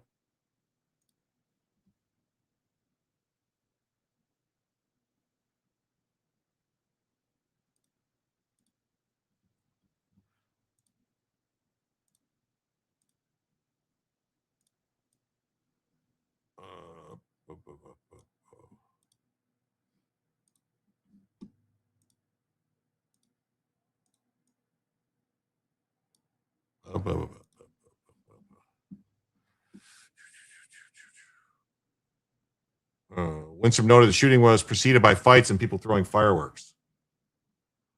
That's it. That's all the story for that one. Huh? This is a 19-year-old killed, 6 others injured in downtown Pensacola. That sucks. If this happens to you, don't wait. Call Lloyd's Glass right away. Act fast before that little chip spreads into a big crack requiring a full replacement. Save time and money.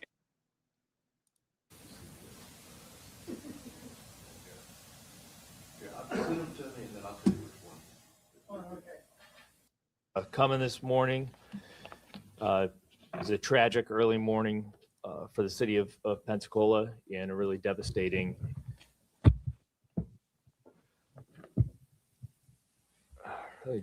for a grieving family of a 19-year-old man who was shot and killed early this morning.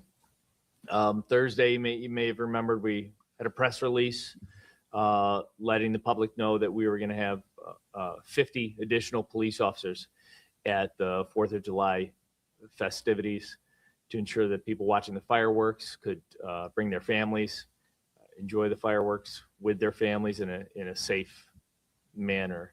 Unfortunately, as the night went on, a group of hundreds of unaccompanied young people started to engage in disruptive behavior, small fights, and that escalated. They were throwing mortar fireworks. Officers began to take enforcement action. We made numerous arrests, including a young man who was actually throwing fireworks while armed with a handgun. I was encouraged as it became later and later in the night, as I had conversations with parents that would come up to me, say they were looking for their kids. They had seen on social media that these young people were being disruptive. So it really made me optimistic about this community.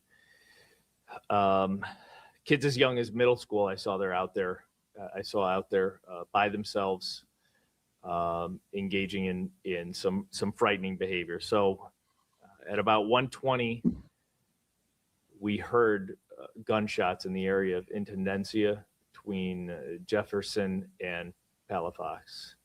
Officers very close by, including myself and others, ran to the location. We saw numerous people on the ground suffering from gunshot wounds. Officers immediately began providing first aid.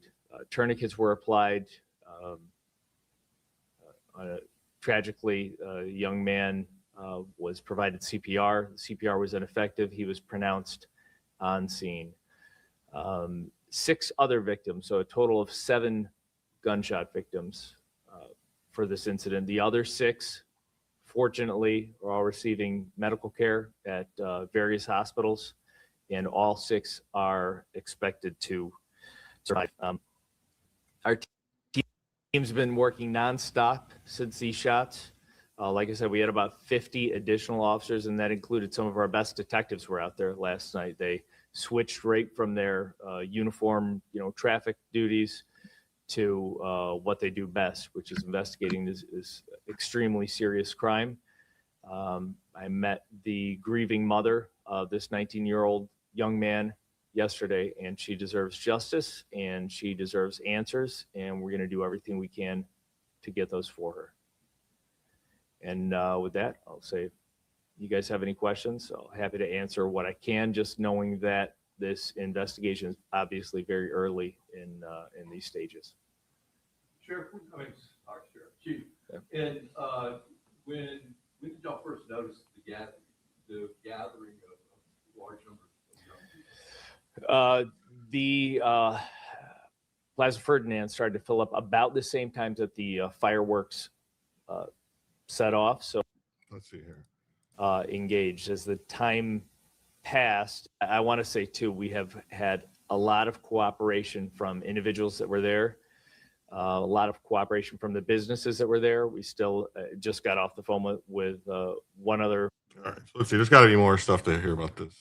More information here.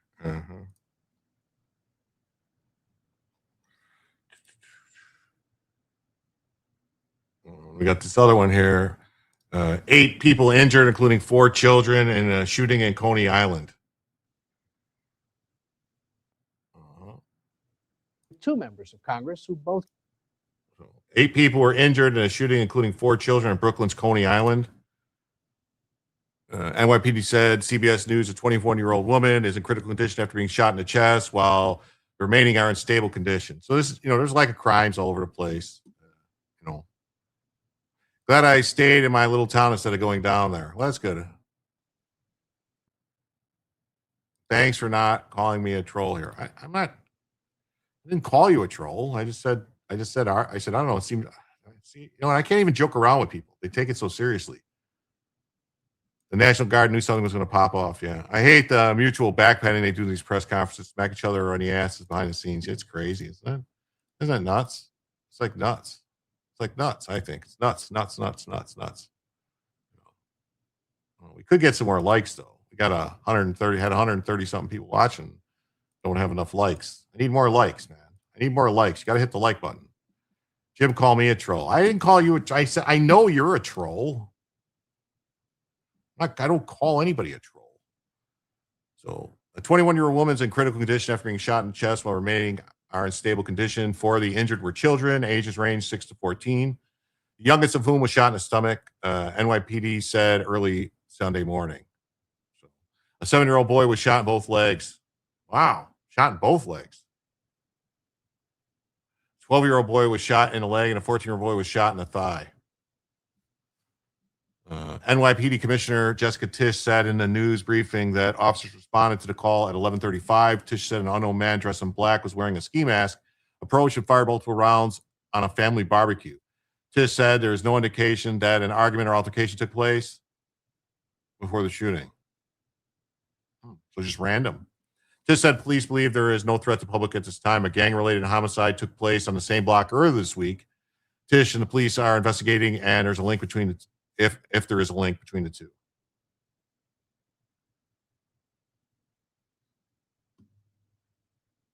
I'll bet the shooters have been let out of prison for an earlier shooting conviction. Oh yeah, most likely.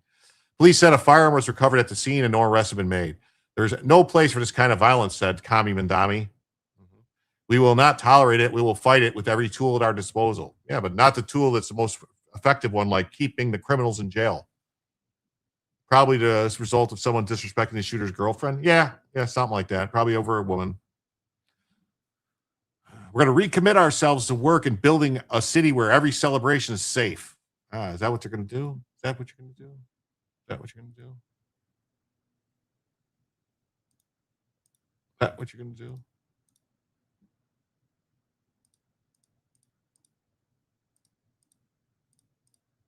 What you're going to do? 8 injured in July 4th shooting at Coney Island. Mandami laughably says, we will not tolerate it. The shit is getting out of hand. Yeah, stay away from crowds and always space the door. Brenda Gosling. Yes, I agree. Always. The Dindus. It's always the Dindus. They didn't do nothing.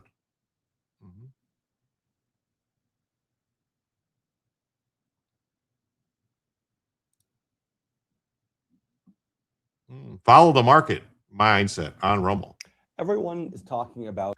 Breaking news now out of Coney Island, where 6 people have been shot. This happened within the last hour on West 30th Street, just north of Surf Avenue, as huge crowds gathered for the holiday and a fireworks show. No word on what actually led up to the shootings or if a suspect is in custody, but you are looking at video here from that scene. Police say all 6 victims are expected to survive. That's good news. They're all suspected to survive. So AR lovers, you need to see this. No, I don't want to see that. I don't want you to bother me. Why are you doing that? So a masked thug shot 8 people during a July 4th barbecue. Police responded. Initial reports show footage from the scene with police and ambulances responding. The preliminary investigation indicates a barbecue was taking place. A Tech 9 style firearm was recovered. Tech 9. Haven't heard about those in a long time. I thought they got rid of most of those. So here's Tish. Stop wasting money on painful dentist visits. Try these custom snap-on veneers in Island. At approximately 10:35 p.m., officers from the 60th Precinct responded to a 911 call for a person shot near Surf Avenue and West 30th Street. When officers arrived, they found multiple victims suffering from gunshot wounds in the front courtyard of 2930 West 30th Street.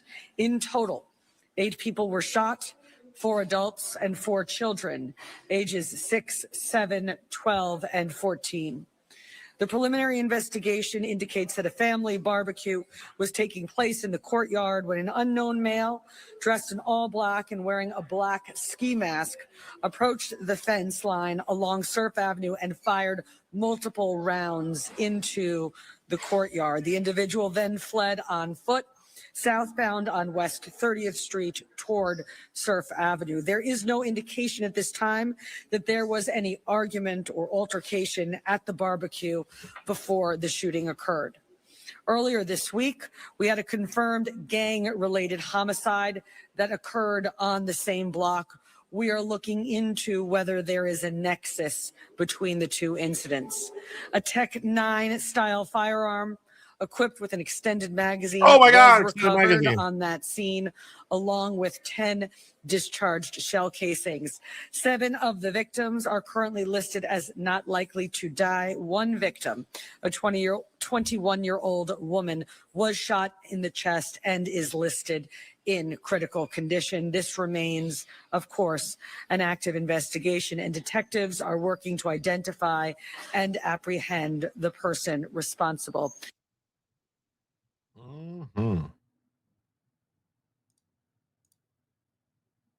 I think YouTube runs live streaming. Think again. The biggest live streams in the U.S. I hate that they do that crap to me. So, what is going on here? So, Kami Mandami also commented on the shooting, claiming he will not tolerate it. Let us recommit ourselves. Hear him talk? Okay, let's hear the Kami talk. On Rumble, stream 24/7 with your favorite live streams, viral videos, live. I'm going to take a moment to speak on the other violence that we saw this weekend. Last night in Brooklyn, 8 people were shot at a family barbecue, including 4 children. All 4 children are expected to survive. Heartbreakingly, 1 adult who was shot last night remains in critical condition. There is no place for this kind of violence in our city. We will not tolerate it, and we will fight it with every single tool at our disposal. As we mourn alongside those whose loved ones have been hurt, Let us also recommit ourselves to the work of building a city where every celebration is safe and every holiday is joyful. I also want to echo the words of appreciation for the doctors, the nurses, the staff at Kings County Hospital for the care that they have provided to Detective not only today, but the care they've also provided to officers on the other occasions that we have been here for similar reasons. Thank you so much, and I will now pass it over to the president of the Detectives Endowment Association, Scott Monroe. Wow. I'm going to take a moment to speak. Take a moment to speak. There are Hebrew insights in the book of Genesis that our translations simply cannot. About the reflecting pool. About the reflecting pool. I don't care about the reflecting pool. We're going to talk about it. So, same thing here. 8 shot, including 4 children near Coney Island during 4th of July fireworks. He said it. Yes, he did. Did he say doxers? I thought that he said I heard doxers too. I thought that's what I heard, doxers. Going to replace it with a volunteer Sharia guard. Yes. We need more social workers on the streets to prevent these mass shootings. Yes, definitely. We need a real life escape. We need Snake Plissken to go in and take care of business. The shooting took place 10:35. Fireworks show began over the boardwalk at 9:45. A 33-year-old male, a 21-year-old female, a 25-year-old female, a 14-year-old male, 12-year-old, 7-year-old, 6-year-old shot. 7 victims are unstable. The 21-year-old female is in critical condition. 1 deli worker. When I see in the camera, I see cops running with the kids in their hands. When I was went out, one of the kids was going into the ambulance. I was told there were 4 inside. Incidents under investigation. It's unclear how many gunmen there were, why the shots were fired. Residents say the area is known for violence. So sad they won't enjoy themselves without killing each other. Well, I wonder who they're talking about. They. What do you mean by they? Who are they? Who are them?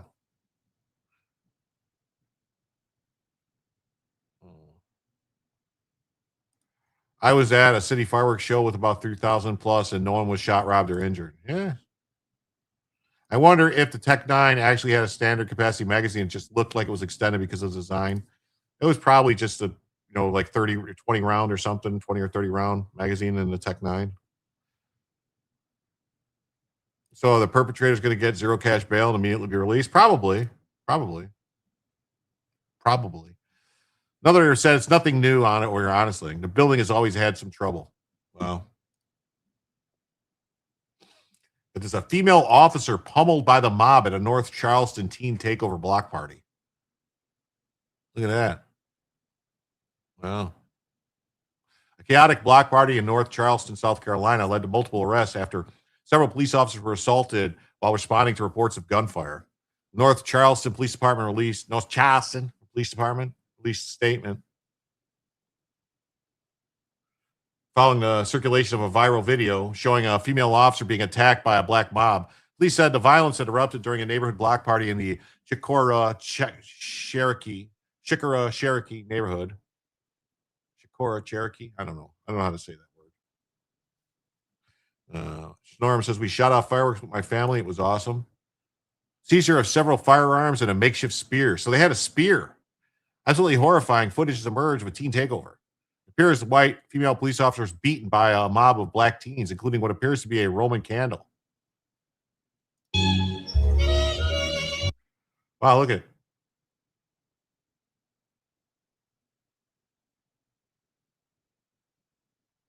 It's time to start shooting people. I don't know why they got to play music over it.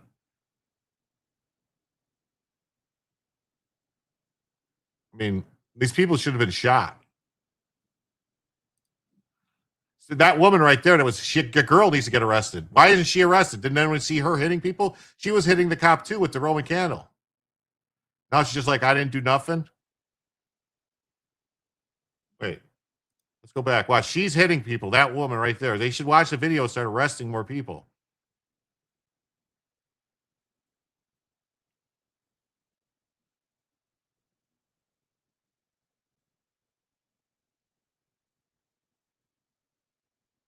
They're just like grabbing people, throwing them. No, start arrests. You clunk them in the head and you take them to jail. You clunk them in the head and you take them to jail. Yeah, why aren't these people all in jail? Everyone. Yeah, getting mobbed is a clear, imminent threat of serious bodily injury. Yeah. Right at the end, the black officer looked like he was arresting her. I didn't see that. Yes, fatigue, definite fatigue. I didn't see that at the end.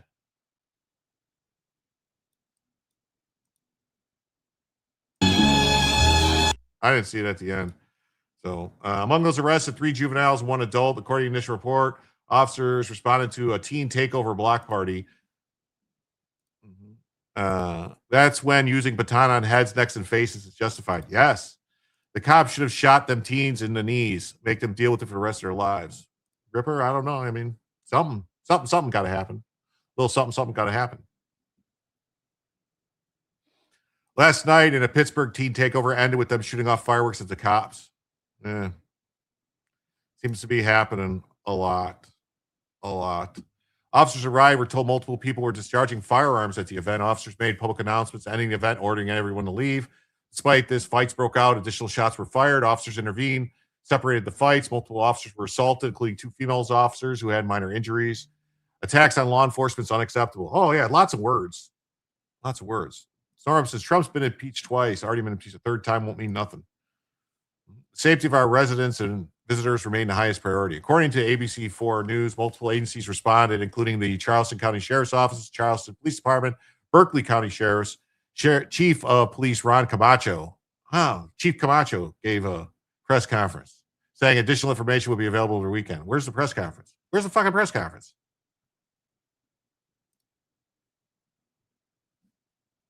I want to see the press conference.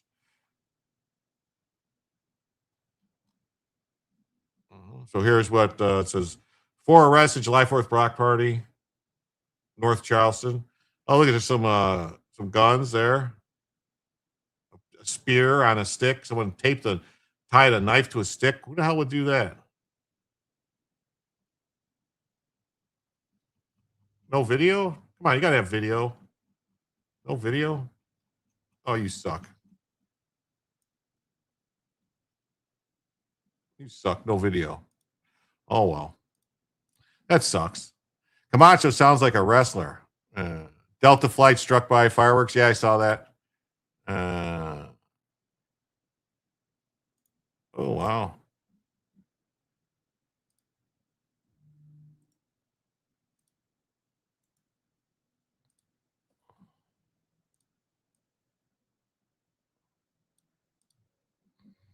Adami's wife, Rama Duwaji, skips America's 250 for Islamic spiritual wellness retreat in Spain.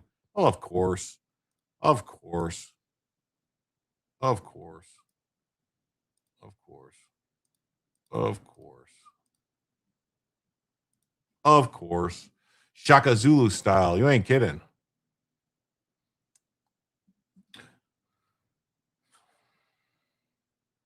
While America celebrated its birthday, the wife of the commune Dami was nowhere to be found. She was in Spain. Mayor's Dallas-raised, Dubai-educated Syrian-American artist wife ditched the festivities and jetted off to a sold-out Islamic spiritual wellness retreat on the island of Mallorca. Mallorca, I think. They ditched the 250 celebration for an Islamic spiritual retreat. She has a long history of bashing the U.S. 29-year-old illustrator and ceramist is an artist in residence for a for-profit outfit called the Women's Sanctuary. She's one of the hosts. God, what a fucking scam. Duwaj isn't one done either. The Post reports she's scheduled to help yet another sold-out retreat in Corsica, France, running July 9th to the 14th. This one titled Mary in the Quran. I can't stand these people. I cannot stand these people.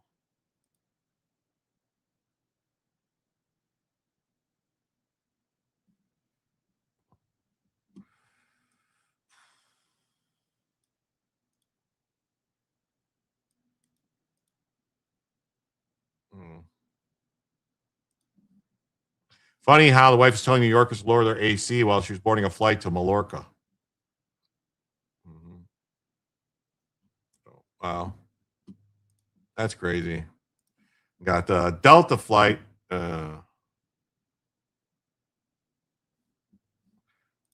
Mallorca. All right. Mallorca. All right.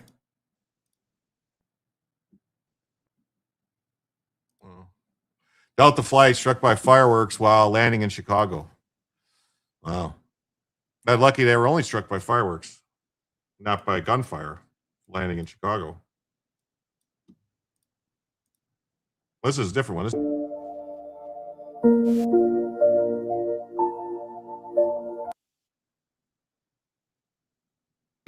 Trouble in the skies over New York after a pair of close calls, including one, this is really scary, where a drone collided with a JetBlue plane right before landing. Couldn't talk to approach, but we collided with a drone back there in the turn. You said you collided? Yep, it hit us right above the cockpit. Yep, hit him right above the cockpit. Right above the cockpit.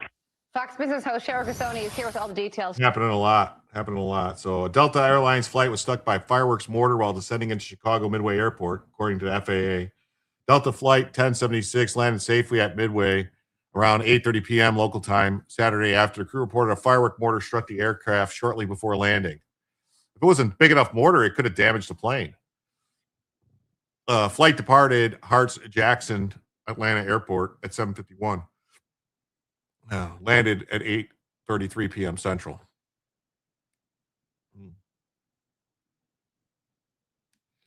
The Airbus A319 was carrying 52 passengers, 6 crew. No injuries were reported. The flight landed safety. Crew did not declare an emergency, and the aircraft landed without incident. According to the airline, Delta said mechanics inspected the aircraft after it arrived and found no damage. No damage. Chicago police told CBS the firework caused minor paint damage to the aircraft. The plane was undergoing additional inspections to determine whether it sustained further damage. Probably not. Probably fine. Probably fine. Hey, we got a 5 come in from Lurch Linger on the Cash App. Thank you so much, Lurch. That means we are now $74 away from adding a first additional hour and $24 away from adding Bellavision. Thank you all so much.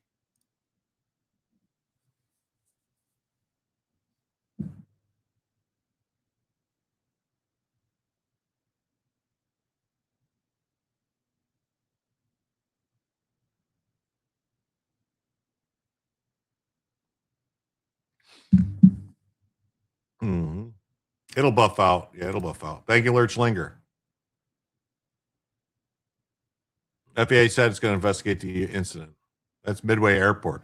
Midway Airport is like boxed in with this whole neighborhood. It's like crazy. There's houses right there. These are all houses around Midway Airport. It's nuts. If you've never been there to see how close the planes come, like right over the houses to land. It's insane. Remains unclear where the fireworks were launched from or whether authorities have identified those responsible. Fox News has reached out to Chicago Department of Aviation and Chicago Police for more information. The FAA and other authorities review what happened. So that's interesting. Got this Missouri mom of 5 fatally shot while buying slushies with children. Police search for the gunman.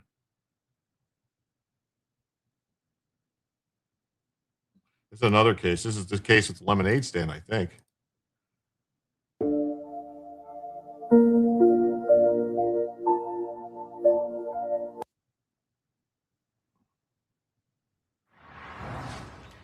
A new spotlight on an especially sad example of Democrat-led city crime.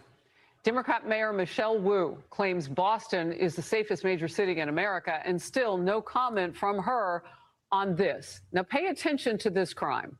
Police are now searching for 2 suspects accused of robbing a children's lemonade stand in broad daylight. The children told the officers one suspect brandished a gun in his waistband.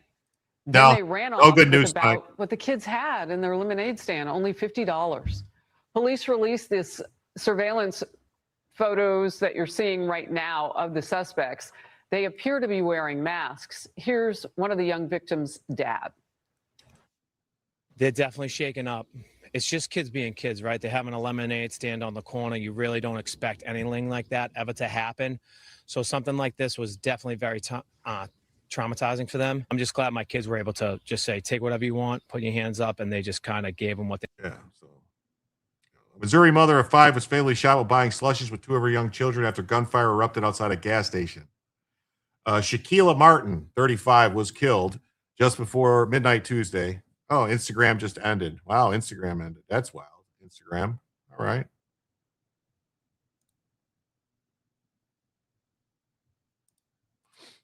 That's wild that Instagram ended at 2 hours. Usually doesn't happen. Okay. They built a bunch of houses around the Vegas airport. The county got tired of them complaining and condemned them all. Now the ground is Terminal 3 and the International Freight Terminal. Yeah. That's the second lemonade stand Robbie ever heard of in the last 24 hours. It's crazy, right?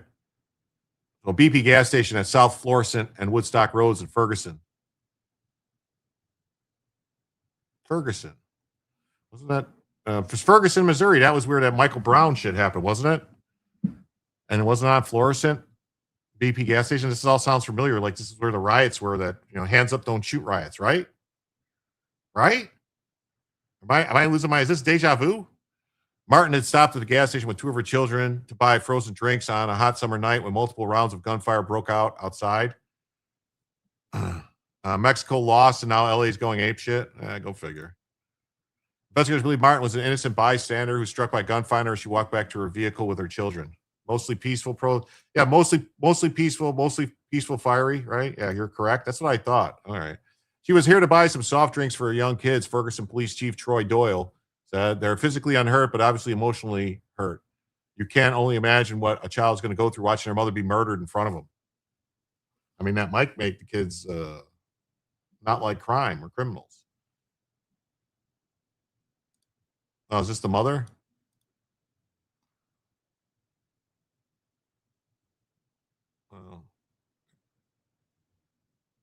Yeah, I remember. I don't know. I could swear I remember seeing riots by a BP gas station on that Florissant or whatever it was in Ferguson. No riots over her death. Yeah.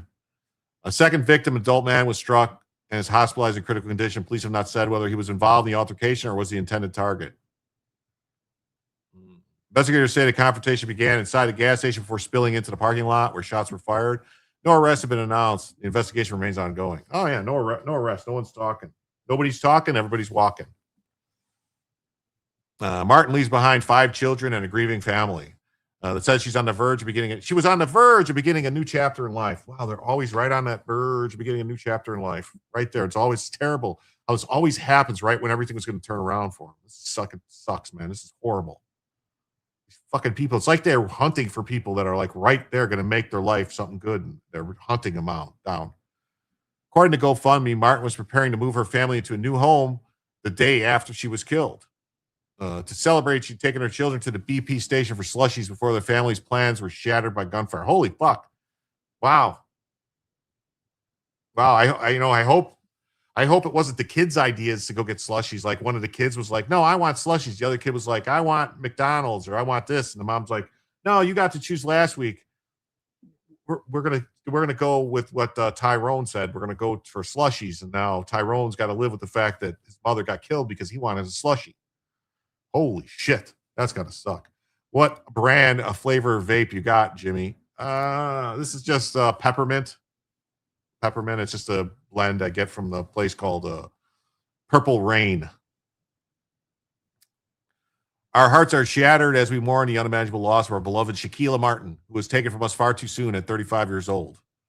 Campaign described Martin as a devoted mother to 5 beautiful children who are the center of her world and says she did not have life insurance. Organizers say donations will help cover funeral, burial expenses, any additional funds going towards immediate needs of the children. That's rough. 5 kids. We're going to forever cherish her memory and the love she gave freely to everyone. She gave love freely 5 times at least. The Ferguson Police Department is asking for anyone with information about the shooting to contact investigators. They should burn England, not LA. Overdue to be deported. Okay.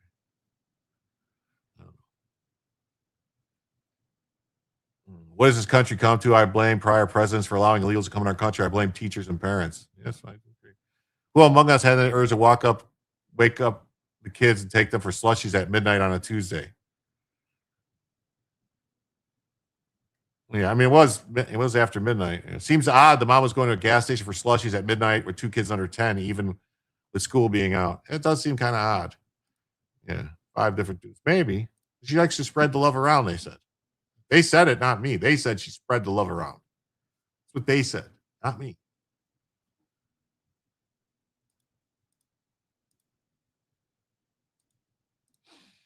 American pilot shot dead. Papua separatists burn civilian plane in Indonesia. Oh. American pilot was killed after separatist fighters attacked and burned a civilian aircraft in the Indonesian eastern Papua region. According to a spokesperson for the rebel group, Indonesian authorities confirmed the aircraft was found destroyed, though they said they were still working to determine exactly what happened. Oh, maybe they think it was the Ooga Booga spirit that burned it. The incident took place as the plane landed in Yahokamino, a highland Papua province. Indonesia's transportation ministry said the aircraft had departed from Wamena, carrying one pilot and 7 passengers before communication stopped shortly after landing. I miss going to snowball stands. They're hard to find these days. Yeah, well, can't survive getting robbed all the time. The passengers were all Papuans. Sebi Samban, spokesperson for the West Papua National Liberation Army, identified the pilot as Nicholas F. Gosselin. He said rebel fighters shot the American pilot and set the aircraft on fire after it landed.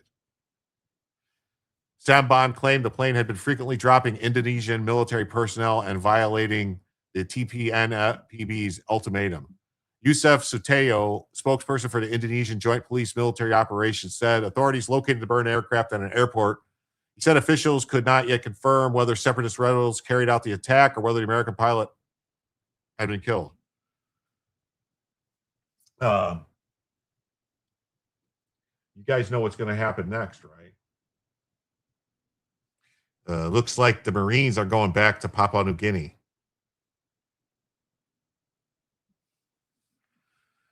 The assault was intended as a warning to both Indonesian and United States for failing to address the root causes of conflict between the Indonesian military and the West Papua National Liberation Army.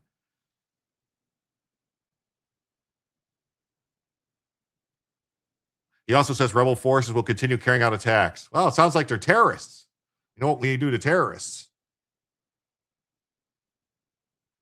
A video released by them showed armed rebels carrying firearms and axes while raising the Morning Star flag, a symbol associated with the Papuan independence, as they announced the attack. The aircraft belonged to airline operator PT Yama, whose fleet transports food, fuel, and mail to isolated communities across Papua, according to the company's website. Papua has experienced a decades-long separatist insurgency, with violence increasing in recent years as rebel groups have obtained more advanced weapons. Papuan rebels abducted New Zealand pilot Philip Mertens after his aircraft landed in a remote district. He was released in September 2024. Sounds like they need to get their ass handed to them.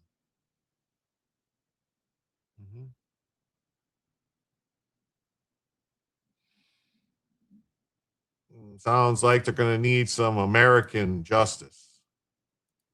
They killed an American. That means, yeah. That means American justice, baby. Eddie and Alex Van Halen's mom was from Indonesia. Crowds chant death to America as Iranian leadership calls for Trump's assassination. Huh. Trump's not going to like this. Trump's not going to like this.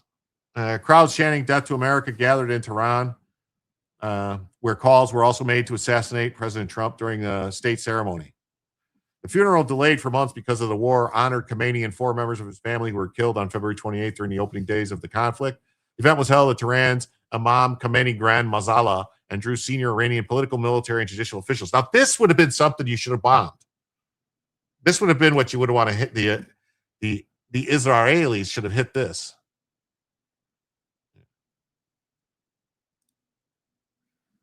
The Israelis should have hit that.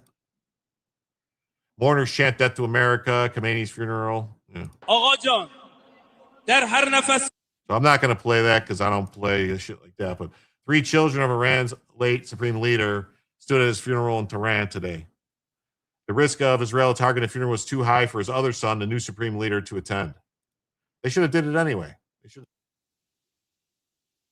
should have hit it anyway.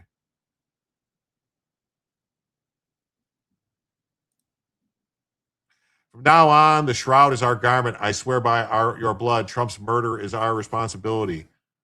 He continued, why is the most bastard man in the world still alive? The world is no longer a good place for Trump. Why should we not kill the man who killed our imam? It would be a disgrace if we did not. Oh, okay. See the image? Yeah, I saw it. According to reports from the ceremony, the remarks received a mixed reaction, though many attendees applauded. Mourners also displayed signs, including one written in English that read, "Kill Trump," while chants of "No compromise, no surrender, only revenge." Mohammed Bagher al-Ghaidar, Secretary of Iran's National Security Council, said the funeral crowd was united by two messages.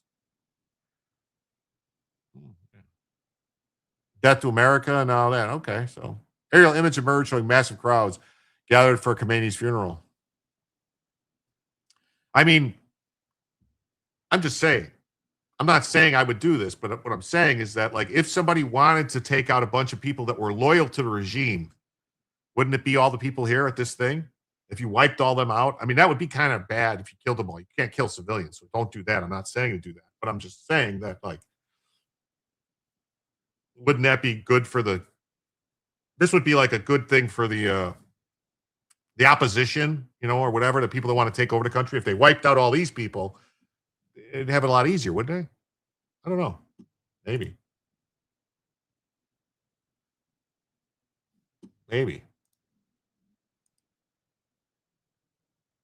People are shouting the two slogans in farewell.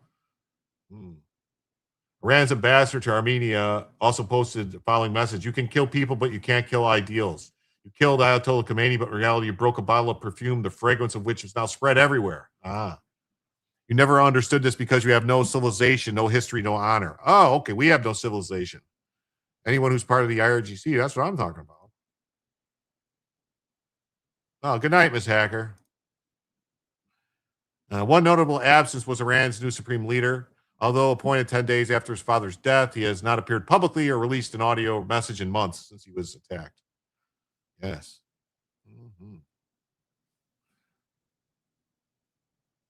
His three brothers, Mustafa, Masoud, and Masayem, stood beside their father's coffin. I heard there wasn't very much in there. Officials have acknowledged Khamenei was injured in the February attack, but said he did not suffer permanent facial disfigurement or amputation. Iran has not released an official attendance figure for the funeral. Its fragrance is spread everywhere. Is that what that stench is? Sounds like it. Good night, though.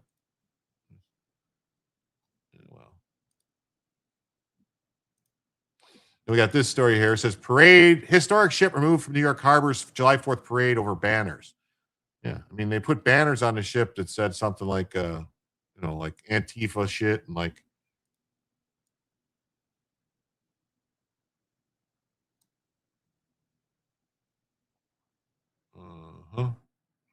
Coast Guard escorted a historic ship from New York Harbor Sunday morning after it appeared for the July 4th parade bearing political messages. Parade formed part of the series of events on the Hudson and East Rivers. The historic sloop Clearwater, which had to leave the parade, had appeared in a similar pageant for the country's bicentennial, and has a history of being tied to activism. Oh, well, Newsweek reached out to the organization behind the Clearwater, United States Coast Guard, and Sail Forth, event organizers, for comments. Yeah. They put Save the Clean Water Act and stuff. They're like, nope, sorry, you got to go.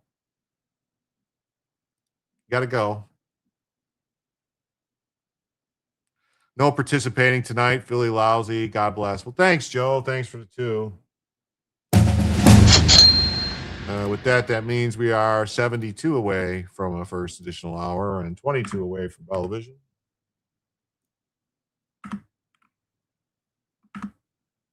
Thank you so much.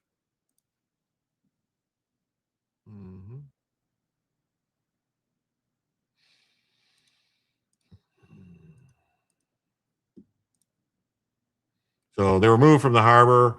The Clearwater had 2 banners attached. One side it read Save the Clean Water Act. The other side, Indigenous Rights, Racial Justice, Climate Solutions. According to the Highlands Current, the ship had been scheduled to be an escort for the Portuguese Navy ship. The Clean Water Act is in no danger. It's nuts. I was shouting at them, folks, we're part of this parade. Clearwater executive told the outlet, we're part of this. Initially, it was not clear why they were being asked to leave the parade, but a member of the Coast Guard later explained it was because of the banners. Spokesperson told the Current that political messaging was not allowed as part of the conditions of participation in the event. The owner of the sloop was contacted and requested to remove the message being displayed or be removed from the parade. They told the outlet to decline to remove it, so the Coast Guard enforced the agreement on behalf of Sailforth, removing the vessel from the parade. Yeah, you fuck around, find out. Those on the sloop said that no such communication had been placed. And then Toman told the Current that he understood that was only a ban on promotional materials. The Clearwater is a 106-foot replica of the Hudson River sloop built to resemble cargo vessels that once dominated the river. American folk singer Pete Seeger believed that people could experience the river firsthand. They were more motivated to protect it.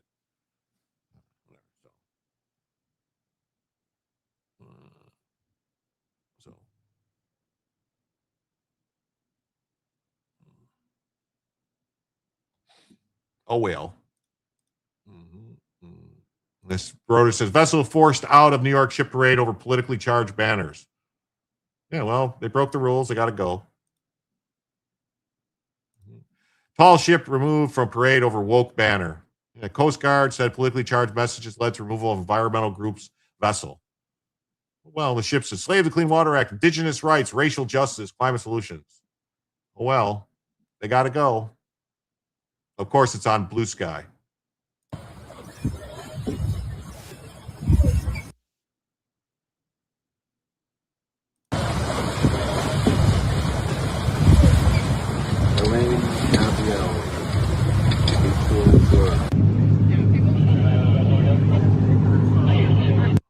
Wow.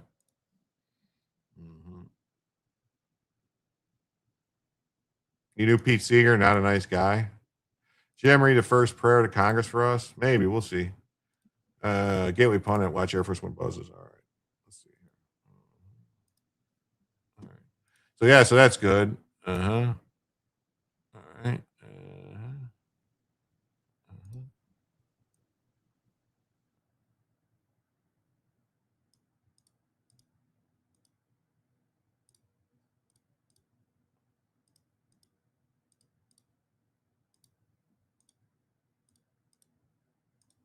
That's good news.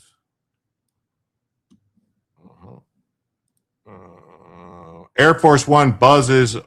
Oh, wrong one. Sorry. Air Force One buzzes over Freedom 250 crowd on the National Mall amid severe weather.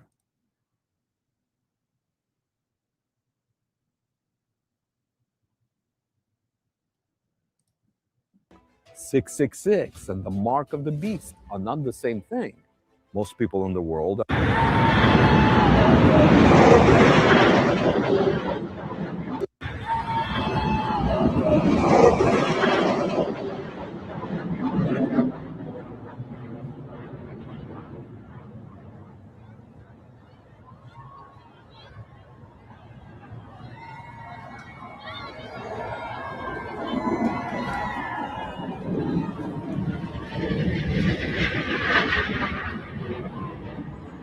That was a B2.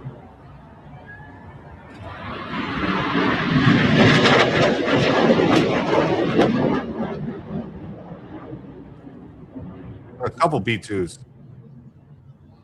What was the evacuation for? I'm not sure. You meant evacuation for what? That's what I call a flyover, yeah. The B-1 Lancer? Oh, B-1B Lancer?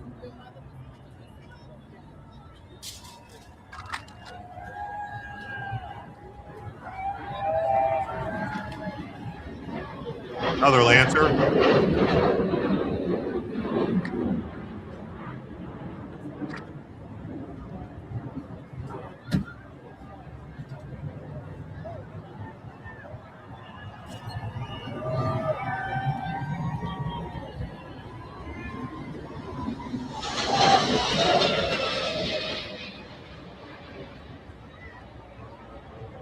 Like a parade of planes or something going over.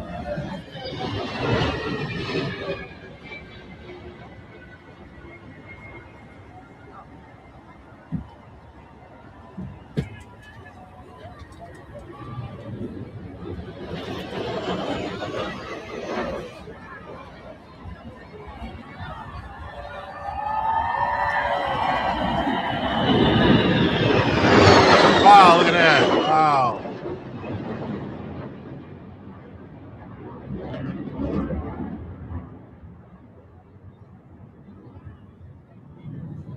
Wow. What's this one? Another one it's showing here. see what this one is. Everyone.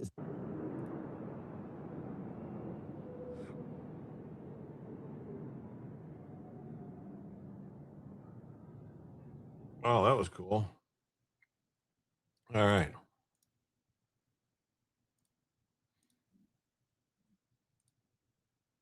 Muslims attack Christians in Sudanese refugee camp after leaving Islam.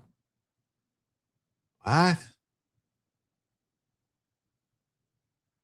A group of Muslims assaulted a Christian convert inside his church and attacked the believer said he expected after leaving Islam to follow Jesus. Yeah, Ricada was in D.C. All weekend. He met up with Rob and stuff. So Drake Haran attends church inside the Goram refugee camp in South Sudan.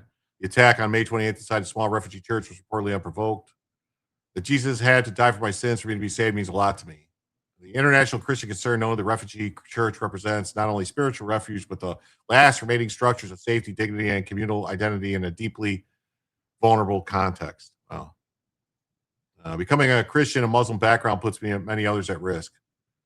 He requests a prayer for himself and other believers. We're optimistic that our Muslim families will be saved one day by the power of the Lord Jesus Christ. Okay. Wow. So fear is rampant among Christian communities, exacerbated by acts of retaliation for speaking out against corruption. Amidst this volatility, churches and church-run institutions strive to maintain stability, peace, and other initiatives. Wow. Wow. Mm-hmm.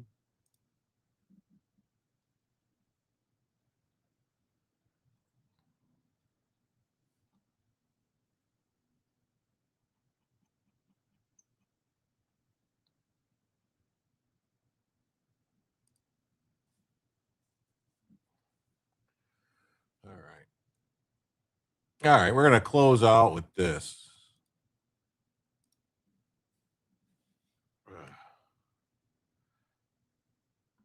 Uh-huh.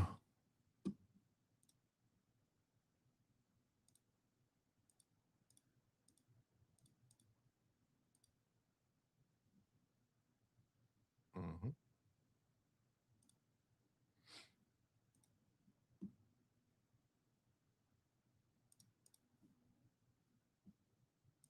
So, O Lord, our heavenly Father, high and mighty King of kings and Lord of lords, who dost from thy throne behold on all dwellers on earth and reignest with power supreme and uncontrolled over the kingdoms, empires, and governments, look down in mercy, we beseech thee, on these our American states who have fled to thee from the rod of the oppressor and thrown themselves on thy gracious protection, desiring to be henceforth dependent only on thee.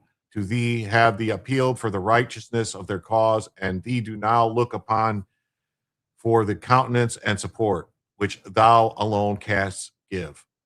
Take them, therefore, Heavenly Father, under thy nurturing care, give them wisdom in counsel and valor in field, defeat the malicious designs of cruel adversaries, convince them of their unrighteousness of their cause, and if they persist in their sanguinarity purposes for their own unerring justice, sounding in their hearts, constrain them to drop the weapons of war from their unnerved hands in the day of battle. Be thou present, O God of wisdom, and direct of counsels of his honorable assembly. Enable them to settle things on best and surest foundation, that the scene of blood may be speedily closed, that order, harmony, and peace may be effectually restored, and truth, justice, religion, and piety prevail and flourish amongst the people. Preserve the health of our bodies, the vigor of our minds, shower down on them the millions they represent, such temporal blessings as thou seest expedient for them in this world, and crown them with everlasting glory in the world to come. All this we ask in the name and through the merits of Jesus Christ, thy Son and our Savior. Amen. Wow. That was the first prayer given of the Continental Congress on September 7th, 1774 at 9 a.m. So with that, I want to bid everybody adieu this evening. We went 2.5 hours. We didn't hit the goal, but whatever. If you're on Rumble or YouTube, I'm going to send you over to this channel called Scourge of Tyranny. Good friend of mine, Scourge of Tyranny. He's got a great show going. He's just starting out, but he covers good stuff like I cover, you know.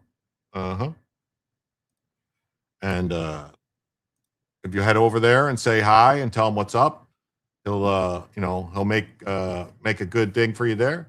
But thanks, everybody. I'll see you Monday night, 7 p.m. Eastern time, 7 p.m. Eastern time tonight. Be there, be square. Come back for Jim to tell you the...